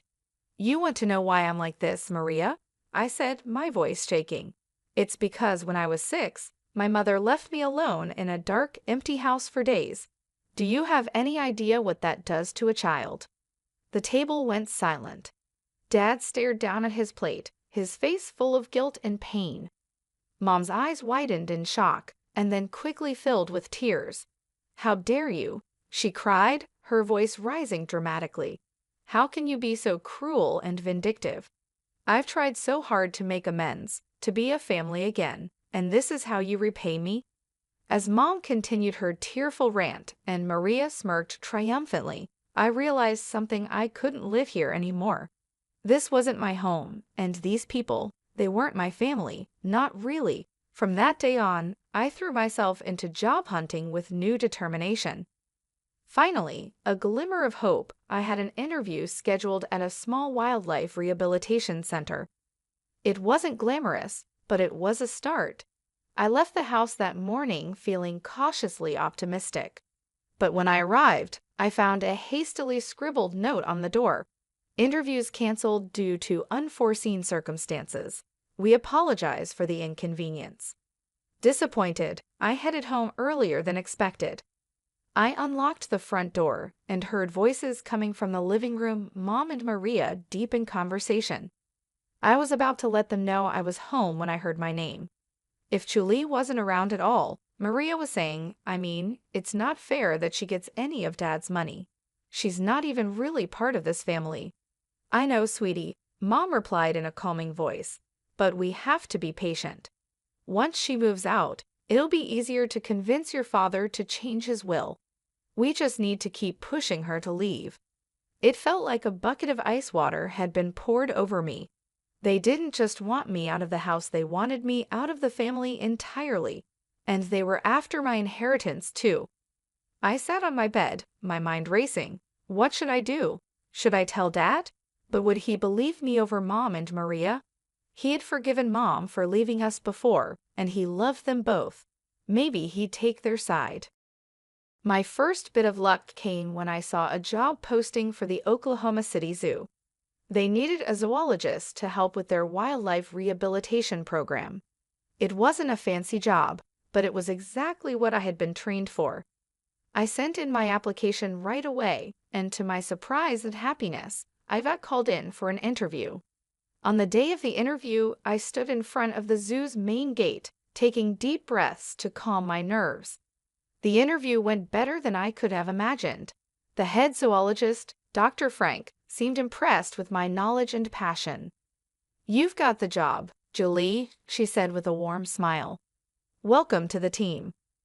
I could have cried with relief. Finally, something was going right. Working at the zoo was everything I'd hoped for and more. I spent my days caring for injured wildlife, educating visitors about conservation, and even helping with research projects. In the evenings, I'd return to my tiny apartment, which I was able to rent with the money I saved. To combat the loneliness, I started joining online forums for animal lovers and people with similar interests. That's where I met Scott. Scott was from the same city, shared my love for animals, and had a great sense of humor that made me laugh even on my toughest days. We started chatting regularly, sharing stories about our day, and discussing everything from the latest conservation efforts to our favorite books. One day, Scott suggested we exchange photos. With trembling hands, I sent him a recent picture of me at the zoo. He replied with a photo of himself. He had kind eyes and a warm smile that made my heart skip a beat. But as much as I enjoyed our conversations, the idea of meeting in person or even admitting my growing feelings scared me. What if he rejected me once he got to know the real me? What if he left, just like Mom did? Around this time, I started talking with Hannah, a girl I met on a support forum for people with childhood trauma. She understood my fears in a way no one else had before. "You know what helps me," Hannah wrote one day. "I write emails to the people I can't talk to in real life. I pour out everything I'm feeling, all the things I wish I could say, but I don't send them. I just save them as drafts. It's really healing." Taking Hannah's advice, I started writing emails to Dad. In them, I told him everything: how I overheard Mom and Maria's conversation, how hurt I was that he didn't seem to notice me anymore, and how I felt like an outsider in my own family. I also started writing to Scott. In these emails, I allowed myself to be vulnerable in a way I couldn't be in our chats. "Scott," I wrote, "I think I'm falling for you, but I'm scared. I'm scared of letting anyone get close to me. I'm scared of being hurt again." These emails, too, remained unsent, my feelings safely tucked away in my drafts folder. Dad would call occasionally, his voice a mix of concern and confusion. "Julie, honey," he'd say, "why don't you come over for dinner this weekend? We miss you." Each time, I'd come up with an excuse. "Sorry, Dad, I've got a big project at work," or "I'm not feeling well this week, maybe next time." Then, one Thursday afternoon, I was at the mall picking up some essentials when I heard a familiar voice call my name. "Julie, is that you?" I turned around, and there she was, Lauren, my former stepmother. She looked older, but her kind eyes were just the same. Before I knew it, we were hugging, years of separation melting away in an instant. That's when I noticed a young boy standing beside her, looking up at us curiously.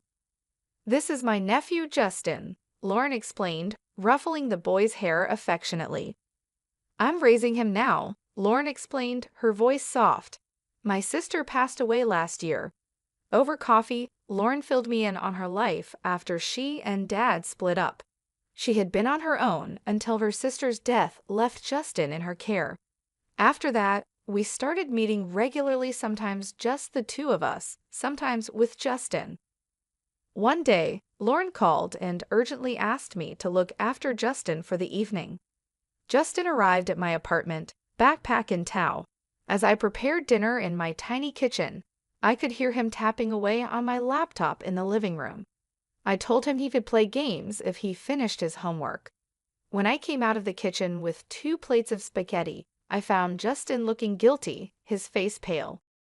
"Julie," he said, his voice trembling, "I did something bad. I was curious, and I saw these emails in your drafts folder, and I sent them. All of them. I'm so sorry." The world seemed to spin around me. Those emails, my private thoughts, my deepest feelings, had been sent out into the world. To Dad, to Scott, I felt like I couldn't breathe. That night, after Justin left, I lay in bed, my mind racing. What would Dad think? And Scott, oh God, Scott. My phone pinged with a message notification. It was from Scott, but I couldn't bring myself to read it. What if he was disgusted by my feelings? What if he never wanted to speak to me again? I barely slept that night, tossing and turning, imagining all the worst-case scenarios. A few days later, my phone rang. It was Dad. "Julie," he said, his voice serious. "We need to talk. Can you meet me at the cafe near your old high school?" My heart pounded as I sat across from Dad in the small cafe. He looked tired, his face showing lines I hadn't noticed before. "I got your emails," he said quietly. "Julie, I had no idea you were feeling this way about your mother, about Maria, about everything." I couldn't meet his eyes, feeling a mix of shame and fear inside me. "Julie, look at me," Dad said, his voice gentle but firm. I looked up, surprised to see tears in his eyes. "I love you more than anything in this world. I'm so sorry I made you feel like you weren't important to me. That was never, ever my intention." We talked for hours, really talked, in a way we hadn't in years. We talked about Mom's return, about Maria, and about how I had felt pushed aside and forgotten. Dad really listened, occasionally wiping away a tear. Finally, he stood up. "I need some time to process all this," he said, "but Julie, we're going to figure this out, you and me." As I watched him walk away, I felt a mix of relief and nervousness. What was going to happen now? But I didn't have much time to think about it because my phone rang again. It was Scott. "Julie," he said, his voice warm but a little nervous, "I got your email, and I feel the same way. I've been too scared to say it, but I really like you. Would you like to meet for coffee?"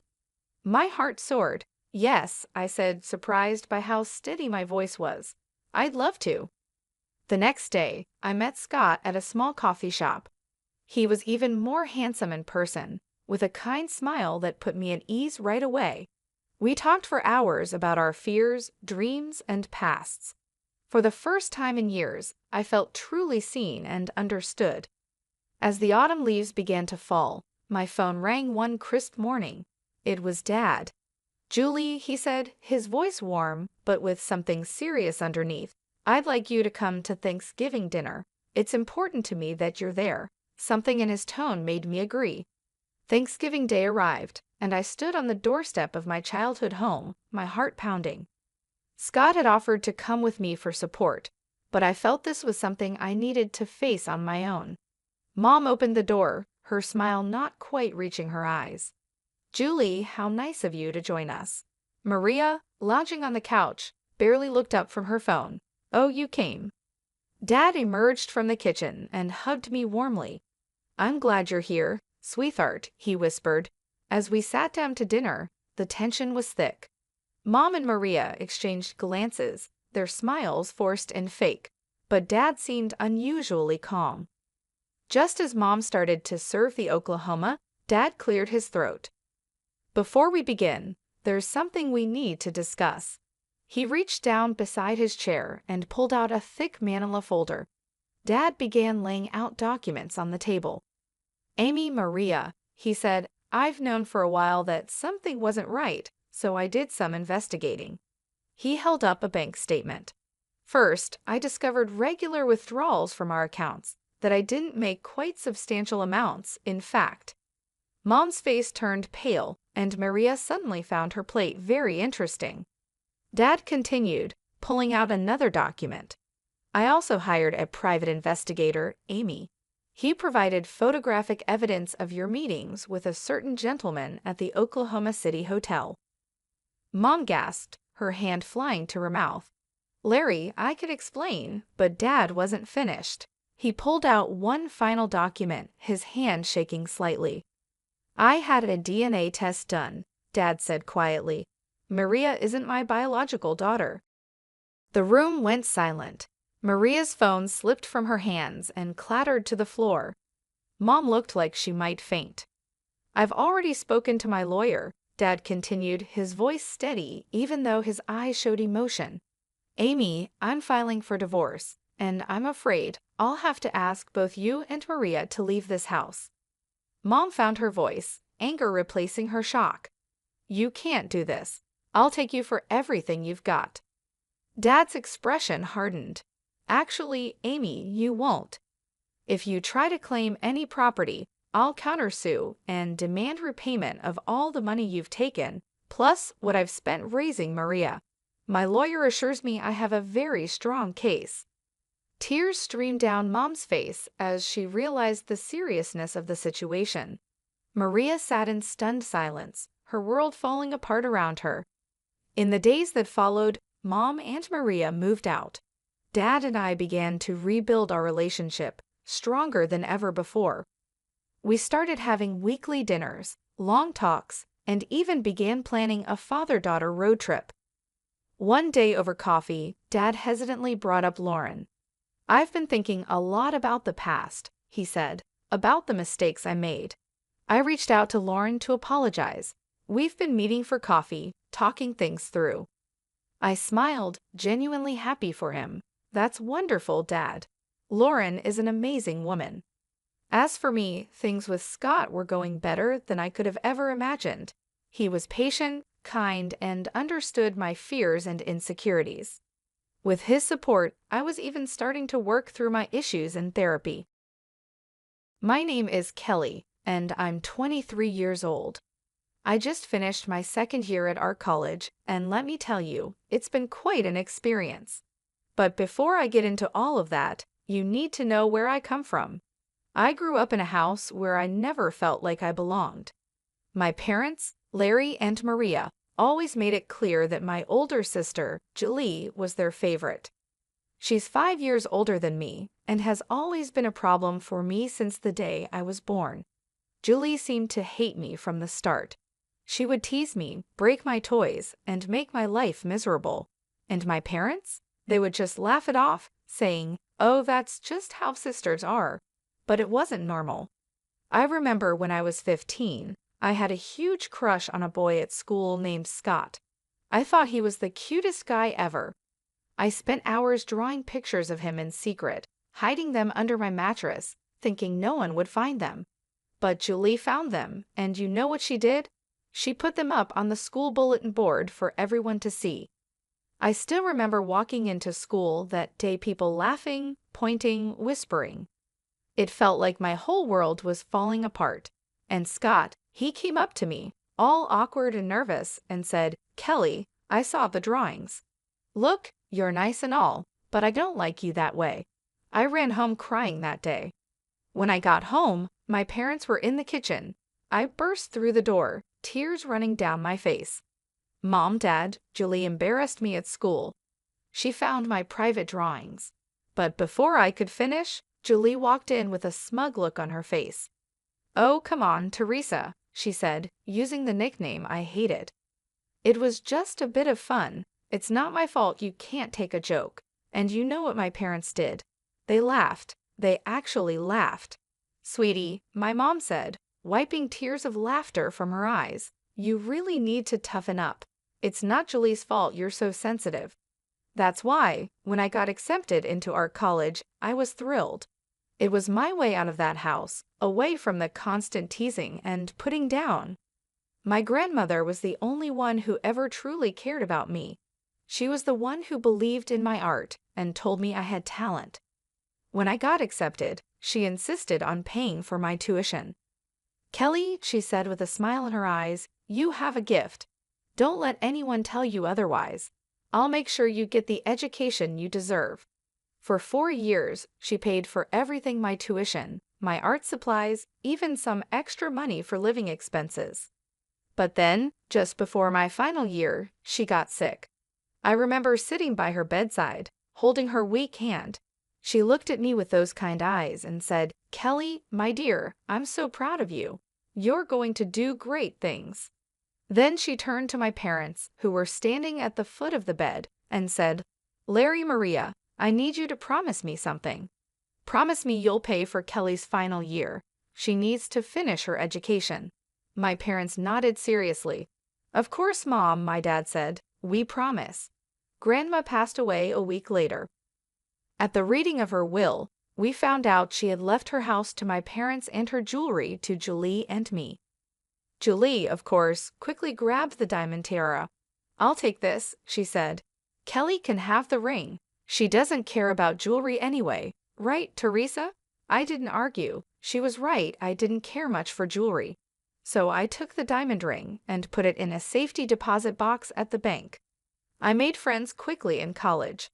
There was Lily, a punk rocker with a talent for abstract art, and Brian, a quiet guy who could create sculptures that would take your breath away. They didn't care about my family drama. To them, I was just Kelly, the girl who could paint like nobody's business. "Hey, Linda," Lily said one day, using the nickname I actually liked. "There's a tattoo parlor downtown looking for someone to draw designs. You should apply." I was unsure at first my parents would lose it if they knew I was working in a tattoo parlor. But then I thought, why should I care what they think? So I applied, and to my surprise, I got the job. The owner, a big guy named Ryan, with more tattoos than skin, took one look at my portfolio and said, "You're hired, kid." For the first time in my life, I was making my own money. It wasn't a lot, but it was mine. I didn't tell my parents or Julie about it. I could already imagine Julie's teasing voice, saying, "Oh, little Teresa's drawing pictures for tough guys now. How cute." College life was good for me. I threw myself into my studies, determined to make my grandmother proud. My professors praised my work, and I even won a few small competitions.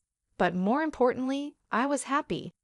The years flew by, and before I knew it, I was finishing up my second year. As summer break approached, a familiar dread settled in my stomach. I had to go home. When I opened the door, I walked into chaos. The living room was full of people, all excited and busy.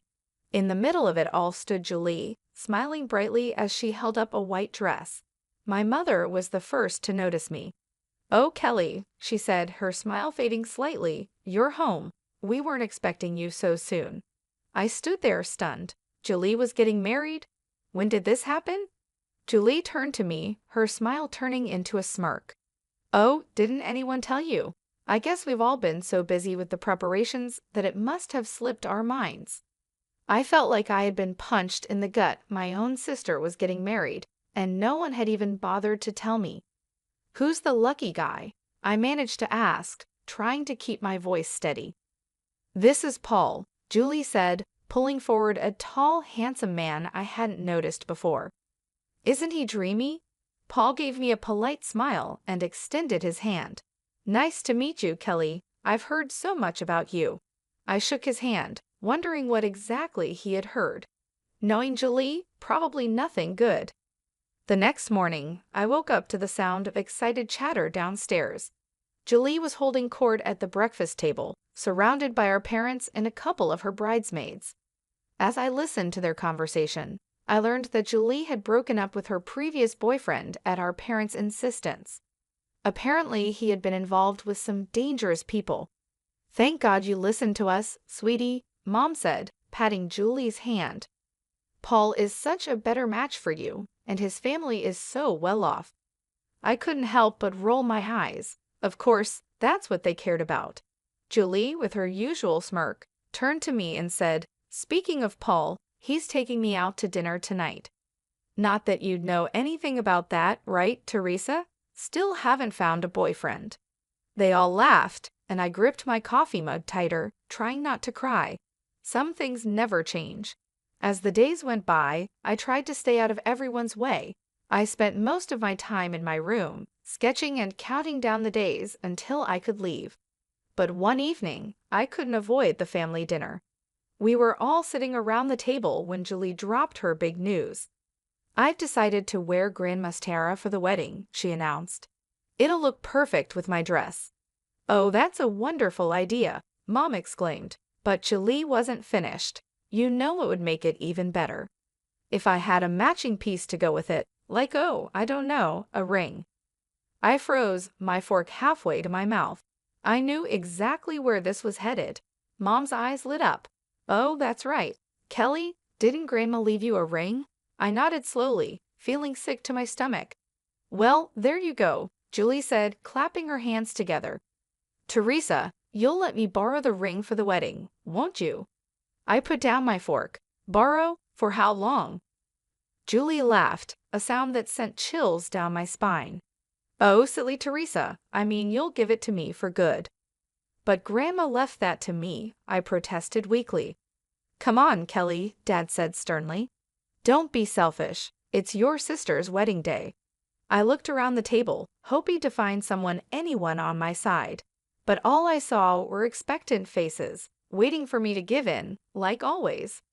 Kelly, Dad said, his voice cold, either you give the ring to your sister, or we won't pay for your final year of college. The room fell silent. I couldn't believe what I was hearing. But you promised Grandma, I whispered, tears welling up in my eyes. Julie let out a harsh laugh. Oh, please. No one cares about promises made to some old woman. I stood up so fast my chair tipped over. How dare you talk about Grandma like that? I shouted. That's enough, Dad roared. Kelly, you have a choice to make the ring or your education. Decide. I looked at their faces, Dad's anger, Mom's disappointment, Julie's smug satisfaction. In that moment, I knew I had lost again. With shaking hands, I took off the necklace where I kept the key to my safety deposit box. I handed the key to Julie. The morning after the ring incident, I found Julie in the kitchen. When exactly is your wedding? I asked, trying to keep my voice steady. Julie looked up from her coffee with a smug smile. It's on the 30th.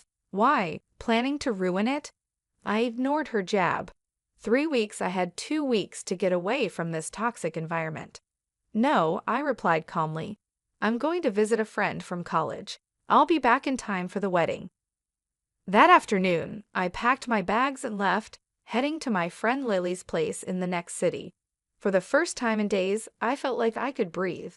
Lily and I spent the week exploring art galleries, visiting local cafes, and just enjoying each other's company. It was exactly what I needed. But my peace was shattered a week later. I was scrolling through my social media feed when I saw photos of Julie's wedding. My sister looked radiant in white, with the diamond tiara sparkling on her head and my ring on her finger. The caption read, "Just married. Off to the Maldives with my hunky husband." I felt like I had been punched in the gut. With shaking hands, I dialed my mom's number. Why didn't you invite me to the wedding? Julie gave me the wrong date, I said, my voice trembling. There was a long pause, then Dad's voice came on the line. Kelly, your sister didn't want you there. She said you'd ruin her perfect day. We thought it was best not to tell you. I felt sick. How could you do this to me? I'm your daughter too. Don't be dramatic, Mom chimed in. It's not like you really wanted to be there anyway, right? I hung up, my whole body shaking with anger and hurt. A few days later, I returned home, only to find that Julie had also come back from her honeymoon. I walked into the living room and saw her with Mom and Dad, looking at apartment listings. I cleared my throat, and they all looked up. Don't forget about my tuition, I said quietly. You promised to pay for my last year if I gave Julie the ring. Dad shifted uncomfortably. Actually, Kelly, we've decided to use that money as a down payment on Julie's apartment instead. It felt like the floor had dropped out from under me. But you promised. You swore to Grandma. Plans change, Mom said dismissively. Julie needs it more. I'm sure you can figure something out. Julie was still laughing, a cruel, mocking sound that made my blood boil. I knew exactly what I was doing when I lunged at her, grabbing a fistful of her hair. Julie screamed, and suddenly everyone was shouting. Dad pulled me away, his face red with anger. That's enough, he roared. Kelly, get out of this house right now. I ran to my room, threw some clothes into a bag, and stormed out, slamming the front door behind me. As I walked away from the house, my heart pounding and tears streaming down my cheeks, I realized something. I ended up back at Lily's place, feeling completely lost and broken. For days, I barely left her guest room, alternating between crying and staring blankly at the walls.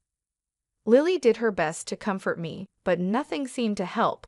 A week passed in this haze of despair. Then one morning, as I listlessly checked my email, I saw a message that made my heart stop. Congratulations! You are the winner of the annual art school competition. Your prize includes a full scholarship for your final year of studies. I read the email 5 times, not believing my eyes. Then I let out a scream that brought Lily running. I handed her my phone, happy tears streaming down my face.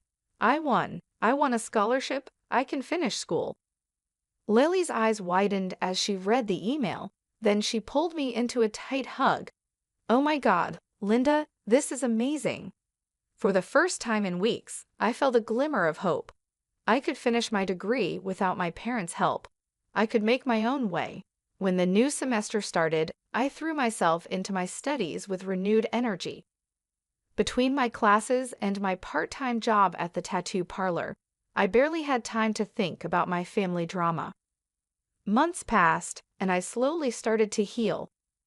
One day, I was hanging out with my classmate Scott, who worked part-time at a local pawn shop. We were chatting about our day when he mentioned something that caught my attention. "You won't believe what happened during my shift today," he said. "This girl came in with the most beautiful diamond necklace and ring I've ever seen. Must have been worth a fortune." My heart skipped a beat. "What did she look like?" I asked, trying to keep my voice calm.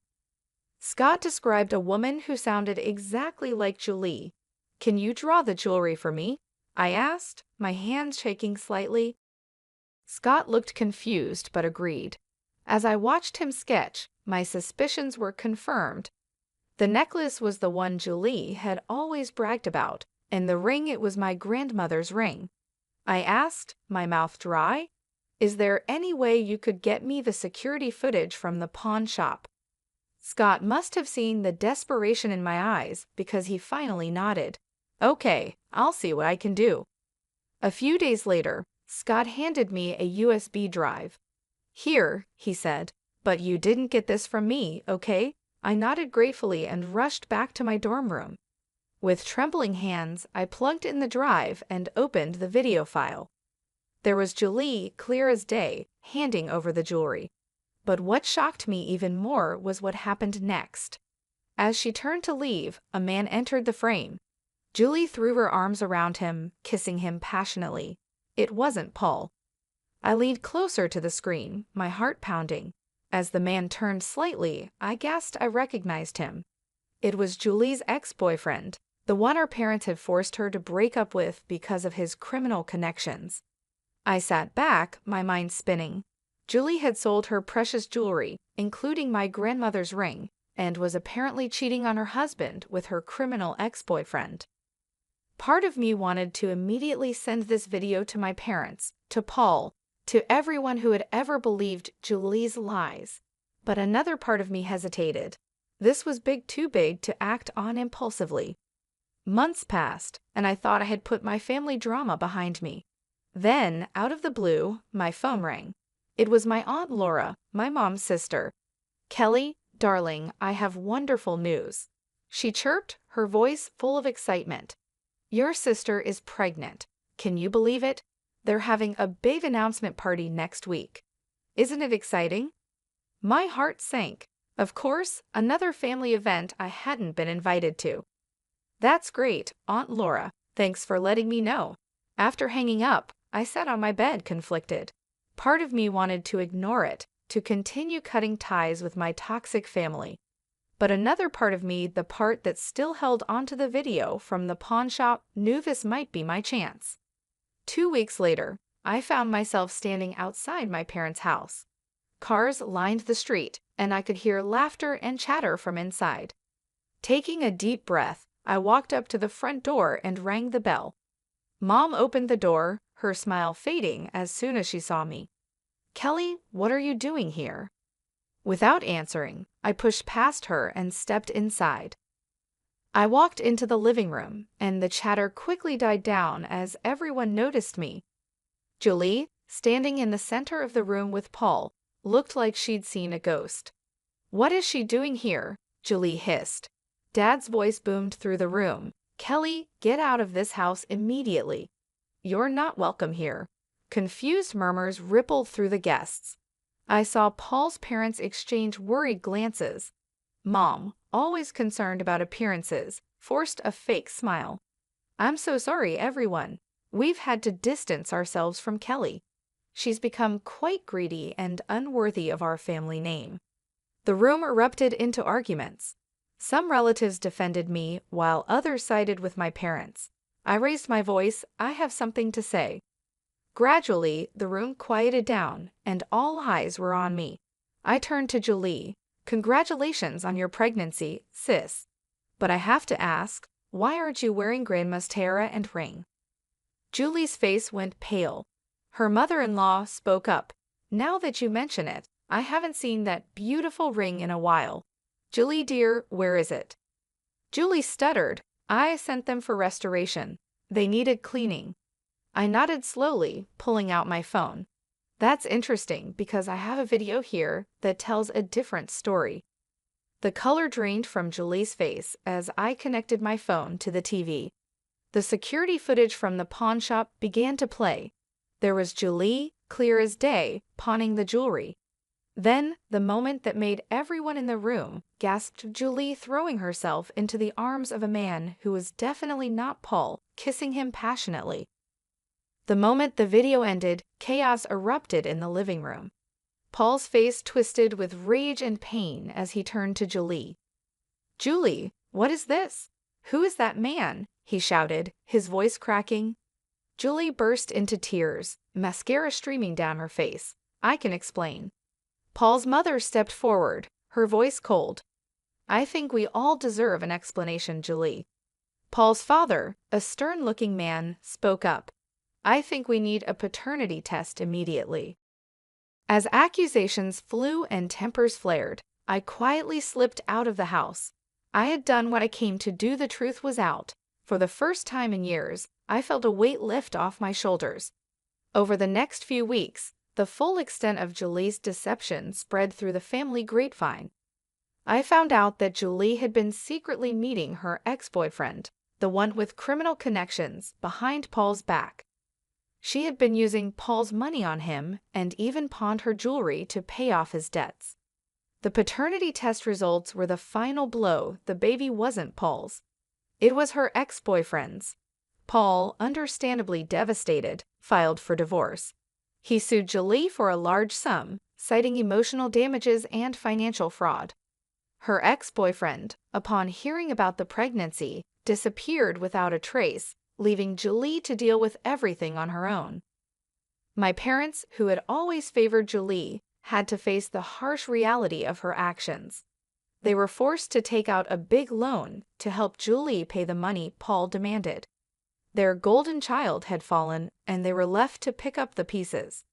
In a twisted turn, they tried to blame me for everything. Mom left a voicemail on my phone, her voice bitter and accusing. Are you happy now, Kelly? You've ruined your sister's life. I hope you're proud of yourself. I deleted the message without responding. Their words no longer had the power to hurt me. As for me, I returned to college, focused on my studies, and started building the life I wanted. I cut off all communication with my family, changing my phone number and email address. The toxic cycle was finally broken. It's been 4 years since that day when I exposed Julie's lies. I graduated from art college with honors, and my final project received praise from both professors and local art critics. Now, at 25, I'm working at the Harmony Art Gallery in the city.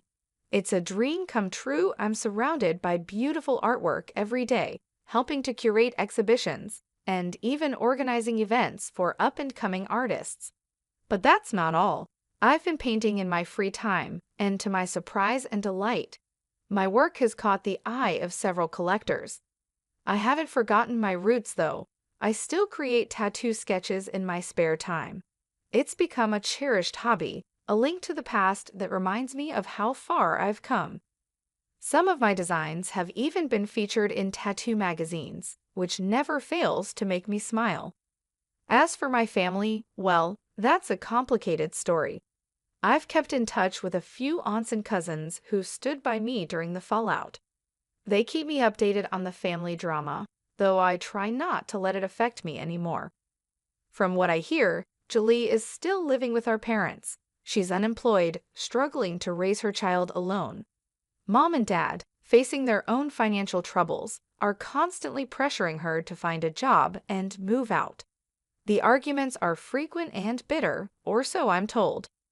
I haven't spoken to my parents or Julie since that day. They tried reaching out a few times at first, sending guilt-tripping messages and leaving angry voicemails, but I stayed firm in my decision to cut ties. Eventually, they stopped trying. On a brighter note, I've been dating a wonderful guy named Frank for the past year. He's a graphic designer I met at a gallery event. He's kind, supportive, and, best of all, he understands my passion for art. We're even talking about moving in together soon, which feels like another step toward building the life I want. My name's Mary, and life took a tough turn when I was just 10. My dad had been sick for a while, but I didn't really understand what was going on until he was gone for good. One day he was there, and the next day, there was just an empty seat at the dinner table. It didn't take long for my mom to fill that empty space. 2 months later, she brought home Jack. I guess she felt lonely and needed someone fast. Jack moved in like he owned the place, and it was clear he didn't want me around. "Mary, this is Jack." "Jack, this is my daughter Mary." Mom introduced us the day he moved in. Jack looked at me coldly, like he'd rather be anywhere else. "Hi," I managed to say, feeling shy but trying to be polite. Jack just nodded, not even smiling. He turned to Mom. "Linda, can we talk about the living arrangements?" I remember feeling a chill as they walked away, his hand on her shoulder. It didn't take long before I started feeling like an outsider in my own home. Jack had rules for everything and was always on my case. "Don't leave your stuff in the living room. Eat faster. Don't make too much noise." It was nonstop. Mom just went along with whatever Jack said, her eyes looking empty or maybe just tired. One evening at dinner, things boiled over. I accidentally knocked over a glass of water, and it spilled towards Jack. "Clumsy kid, can't you do anything right?" Jack snapped, jumping up as the water splashed on his pants. "Sorry, Jack, it was just an accident," I stammered, feeling my face heat up. "Sorry doesn't clean up messes, Mary." "Be more careful," he scolded, his voice louder than it needed to be. Mom just sat there, quietly dabbing her mouth with a napkin, not saying anything. I looked at her, hoping she would say something, anything, to stand up for me, but she stayed silent. I heard them arguing in their room. Jack's voice was loud and harsh. "Linda, that kid of yours needs to shape up. I'm not going to live in chaos just because you're used to it." Mom's reply was soft, but I could catch bits of it. "Jack, please, she's just a child. She's still adjusting." "Adjusting? It's been months. I'm telling you, if things don't change." I didn't hear the rest, but I didn't need to. The message was clear. Jack wanted me out of the way, and Mom wasn't fighting too hard against it. The next few months were just as hard. Jack's complaints were a daily thing, and Mom's silence grew heavier. I was walking on eggshells, trying not to make a sound, trying to disappear if I could. But you can't disappear in your own home, can you? Even a 10-year-old knows that much. Life at home got more complicated when Mom told us she was expecting. Jack already had a hard time tolerating me, and the news didn't exactly make him happy. He was silent for a long minute before he spoke, and when he did, his words were cold. "Well, that's just great, Linda."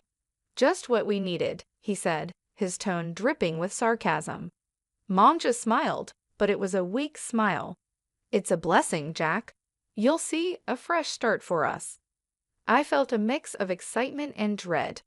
A little brother or sister seemed like a dream, someone new to connect with, but with Jack's mood swings, I wasn't so sure. The months flew by, and the baby finally arrived. It was a girl, and they named her Lauren. I was thrilled. She was so tiny, and when I first saw her, all wrapped up in her pink blanket, my heart melted. I thought having Lauren around might make things better, even make Jack soften up a bit. Holding Lauren felt magical. She was so small, her tiny fingers grasping at nothing. "Hey there, Lauren, I'm your big sister, Mary. I'm going to take good care of you," I whispered, promising silently to be there for her no matter what. But the magic didn't last. Bringing Lauren home changed things again. Jack became fussier than ever, especially about money. One night, about a week after Lauren came home, I overheard him talking to Mom in the kitchen. His voice was harsh, louder than it needed to be. More expenses, Linda. Diapers, formula, who knows what else. And what about Mary? She's not even mine, and I'm paying for her too.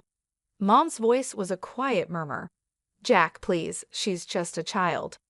We can manage, things will settle down. It's not just about managing Linda, it's about priorities. We need to think about our family now, our real family. I knew what that meant. I wasn't real family. The sting of those words hit me hard.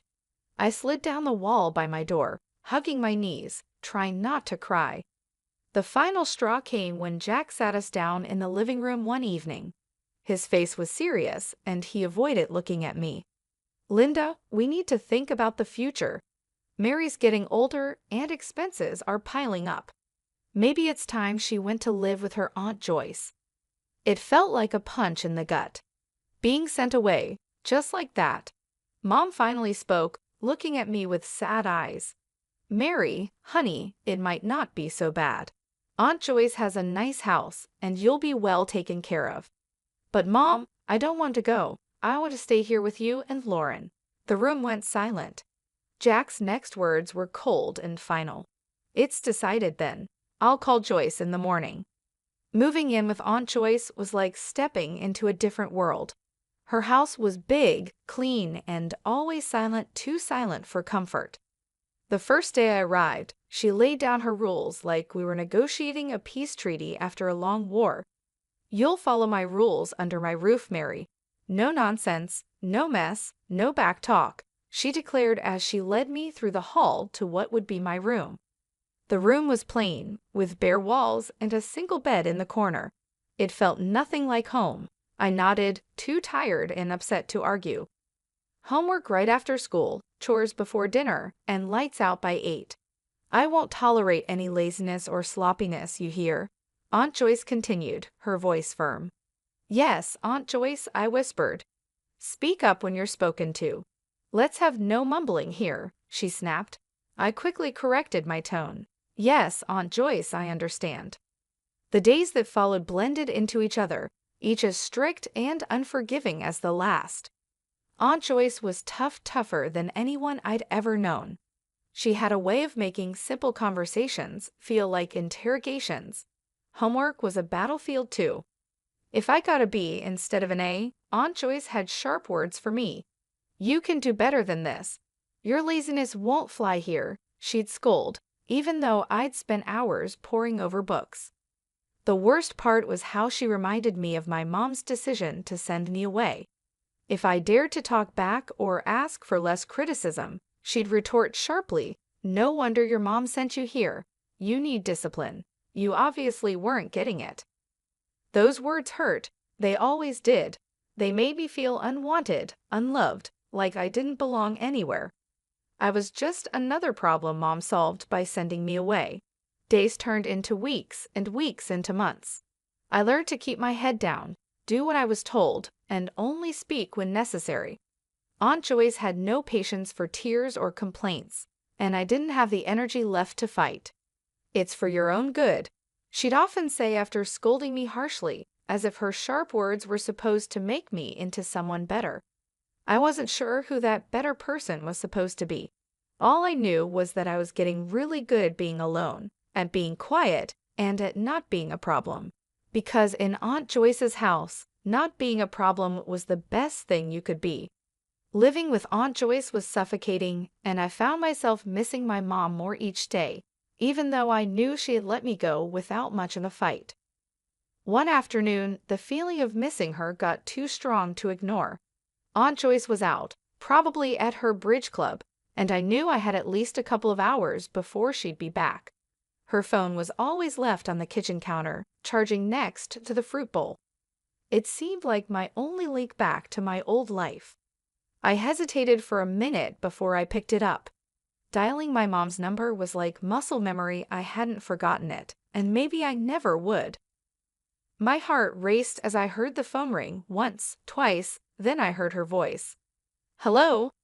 Mom, it's me, Mary." There was a pause, a breath, maybe. Then, "Mary, why are you calling?" I swallowed hard, my throat tight. "I just wanted to hear your voice." Another pause, longer this time. Then she spoke, cold and hard. "You shouldn't have called." "But Mom."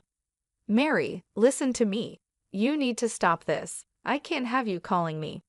"But why? I miss you, Mom. I miss home. When can I come back?" Her voice was flat, emotionless, like she was discussing the weather. "You can't. That's done. Don't call here anymore." I couldn't believe what I was hearing. "Mom, please.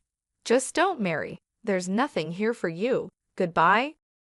She hung up and the line went dead. The silence in the kitchen was overwhelming. I felt my hand shake as I put the phone back on the charger. The finality in her voice broke something in me. She didn't want me. She really didn't want me anymore. Tears blurred my vision as I stumbled to my room. I closed the door softly, not wanting to make any noise that might hint at my rebellion. I sat on the floor, my back against my bed, and let myself cry. The room felt smaller than ever, like a box slowly closing in on me. I heard the front door open and close, and Aunt Joyce's voice called out, "Mary, you better have finished your chores." "Yes, Aunt Joyce," I called back, quickly wiping my eyes with the back of my hand. I didn't want her to see any signs of weakness. Weakness wasn't allowed here. I went to the kitchen to help with dinner, acting like nothing had happened, but inside, I felt different, emptier, more alone. Mom's final words kept playing over and over in my head. That night, Aunt Joyce found the call log on her phone. Her face twisted into a scowl as she stormed into my room, her voice a harsh whisper that cut through the quiet. "So, you took my phone to call your mother. Thought you'd go behind my back." I froze, feeling the blood drain from my face. I just wanted to hear her voice. Aunt Joyce laughed, a harsh, grating sound. "And what did that get you, huh? She doesn't want you, Mary. Even you can't deny it now." Her words were like ice, and I felt them chill me to the bone. She grabbed my arm, her grip tight and painful. "No more phone, no more pity parties. You're here because she doesn't want you. Remember that." The punishment was severe, more chores, stricter rules, and the cold shoulder from Aunt Joyce, who made sure I felt just how unwanted I was every day after that. Aunt Joyce's house had become a prison, each day dragging on heavier than the last. It was clear I was nothing but a burden to her, a nuisance she put up with only because she had to. But even that thin thread of obligation snapped one chilly morning, a year into my stay. "You're packing your bags today, Mary," Aunt Joyce announced over breakfast, her voice stern and final. I stared at her, my spoon halfway in my mouth. "What? Why?" "Your mother stopped sending money." "No money, no reason to keep you here," she replied bluntly, sipping her coffee as if we were discussing something as trivial as the weather. I felt a cold dread settle in my stomach. "So what happens to me now?" She shrugged, a cold, dismissive gesture. "Not my problem. You can go live with your grandmother. If she won't take you, then it's the orphanage." The thought of going to an orphanage terrified me, but the mention of Grandma sparked a tiny flicker of hope. I hadn't seen her since I was little, barely remembered her, but surely she wouldn't turn me away. Packing my bags felt surreal, like it was happening to someone else. I was packing up my life at Aunt Joyce's, each item a reminder of the year I'd lost.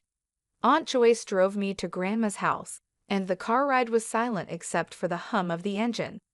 When we arrived, the house was smaller and cozier than Aunt Joyce's big, imposing place. Grandma was waiting at the door, her expression unreadable. "This is Mary, your granddaughter," Aunt Joyce said, not bothering with any pleasantries. "I can't keep her anymore. Linda stopped paying." Grandma looked me over, her eyes sharp but not unkind. "I see. Come in, Mary." Aunt Joyce didn't stay long.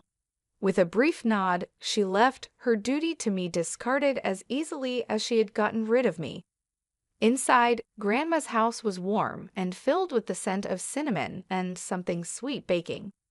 It felt welcoming, a stark contrast to Aunt Joyce's cold, sterile environment. "You'll be staying in the guest room. I suppose we'll need to sort out some more permanent arrangements," Grandma said as she led me down the hall. The guest room was small, with a window overlooking the garden. It felt safe, a feeling I hadn't associated with a place in a long time. "Thank you, Grandma," I said quietly, still unsure of my welcome. She nodded. "We're family, Mary. You belong here more than anywhere else." Over the next few weeks, I adjusted to life with Grandma. It was different. She was strict, but there was a kindness to her rules, a gentleness in her reprimands. "You need to do your chores, Mary. Everyone contributes here," she would remind me, but her tone was patient, not harsh. "Yes, Grandma," I would respond, grateful for her fair approach. Living with Grandma, I began to heal. I found comfort in the quiet routine of our days, the peaceful nights, and the steady rhythm of life that was so different from the chaos with Aunt Joyce. The months passed, and on my 19th birthday, Grandma made a decision that would change everything. Over breakfast, she slid an envelope across the table to me. "Take a look at this, Mary," she said, her voice carrying a mix of seriousness and warmth. I opened the envelope and pulled out some official-looking papers. "What's this?" "It's adoption papers, Mary. I want to adopt you, make things official so no one can ever make you feel unwanted again," she explained, watching me closely for my reaction. I felt a lump in my throat. "Really, Grandma? You mean it?" "Yes, I do. You're not just staying here, Mary. You're my family, and it's time we made that clear to everyone else, too." 2 weeks later, it was done. We went to court, and I officially became Mary Bennett, with a new sense of belonging that I had longed for since Mom sent me away. With Grandma's support, I finally felt like I was home. I began looking forward to the future, and Grandma encouraged me to focus on my studies, especially science, which had always fascinated me. "You've got a sharp mind for it, Mary. You could go into medicine. How would you like that?" she suggested one day as we were going over some of my school projects. "I'd love that, Grandma. I want to help people," I replied, the idea starting to take root. "Then it's settled. We'll get you into a good college program. I'll support you every step of the way," she declared with determination. True to her word, Grandma was there for me throughout my high school years. She tutored me in math and science, using her old-school methods that were strict but effective. "You need to understand the basics, Mary. You can't skip the foundation," she'd insist whenever I struggled with complex problems. I graduated with top marks, thanks to her unwavering support. Grandma then helped me navigate the daunting college application process. When I got accepted into a medical college with a partial scholarship, she was as proud as if she'd received the acceptance herself. "We'll manage the finances. Don't you worry about that," Grandma said when I fretted over the costs. "You focus on your studies and become the best doctor you can be." Medical school was tough but fulfilling. I was drawn to oncology, the branch of medicine that deals with cancer. It was hard, both emotionally and intellectually, but it felt right, like I was exactly where I needed to be. I completed my degree, then my internship, and finally my residency, each step a milestone that Grandma celebrated. "You're making a real difference, Mary. I'm so proud of you," she'd say, her eyes shining with pride. By the time I turned 35, I was fully established in my career as an oncologist. My life was busy but fulfilling, filled with long hours at the hospital and the satisfaction of knowing I was making a difference. Through it all, Grandma was my anchor, always there to listen and offer advice on tough days. But life, as it often does, threw another curveball my way. Grandma's health, which had been declining, took a sudden turn for the worse. It was swift and unexpected, the kind of decline that leaves you scrambling to catch your breath. I remember coming home one evening, tired after a particularly tough day at the hospital. Grandma was sitting in her favorite armchair, looking out the window. Her voice was weaker when she called me over. "Mary, come sit with me for a bit," she said, patting the chair next to her. I sat down and took her hand in mine. It felt fragile, like it could break with too much pressure. "I'm not going to beat around the bush," she started, her tone serious. "The doctors say there's not much time left. We need to talk about practical things." A lump formed in my throat, and my eyes filled with tears. "Grandma, please." She squeezed my hand, her grip still strong. "No tears now, Mary. We've got things to sort out. You need to be ready." The next few weeks were a blur of doctor's visits, late nights, and legal paperwork. Grandma wanted to make sure everything was in order for me, that there would be no complications with her estate or her wishes. When the end came, it was peaceful. Grandma passed away in her sleep at home, just as she had wanted.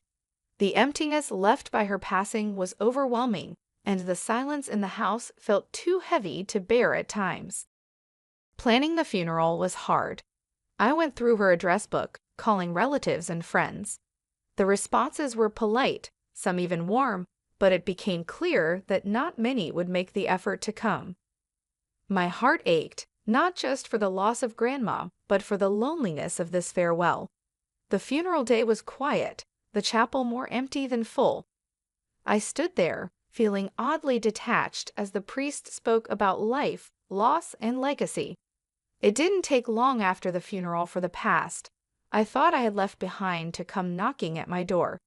My mother, stepfather, and their daughter, who was now 21 years old, showed up unexpectedly. My mother didn't waste any time. "Mary, you need to share the inheritance your grandmother left you," she demanded, her tone entitled. I stared at them, disbelief mixing with anger. "You left me, remember? 21 years ago, you decided I was too much of a burden."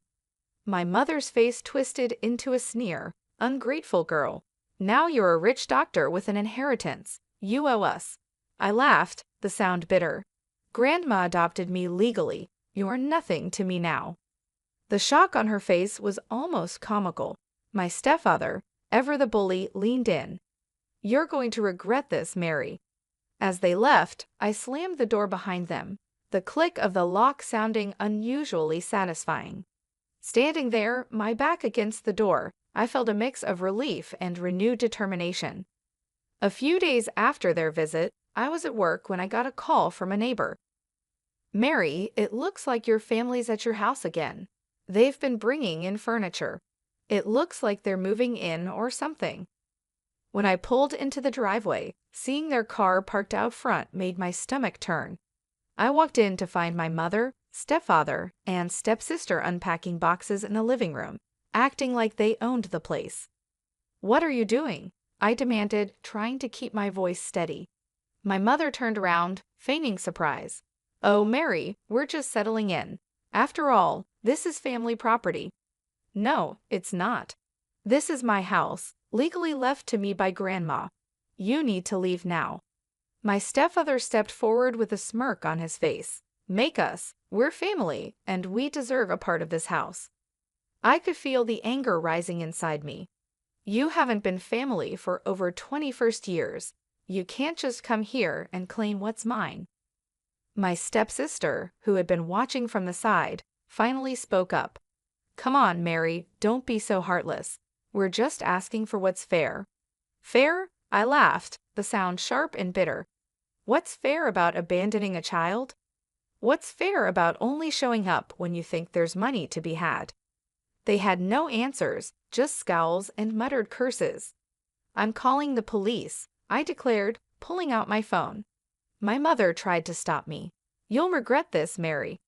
"I've regretted knowing you for years. This is nothing new," I shot back as I dialed 533. The police arrived quickly. I explained the situation, showing them the legal documents proving my ownership of the house and Grandma's will.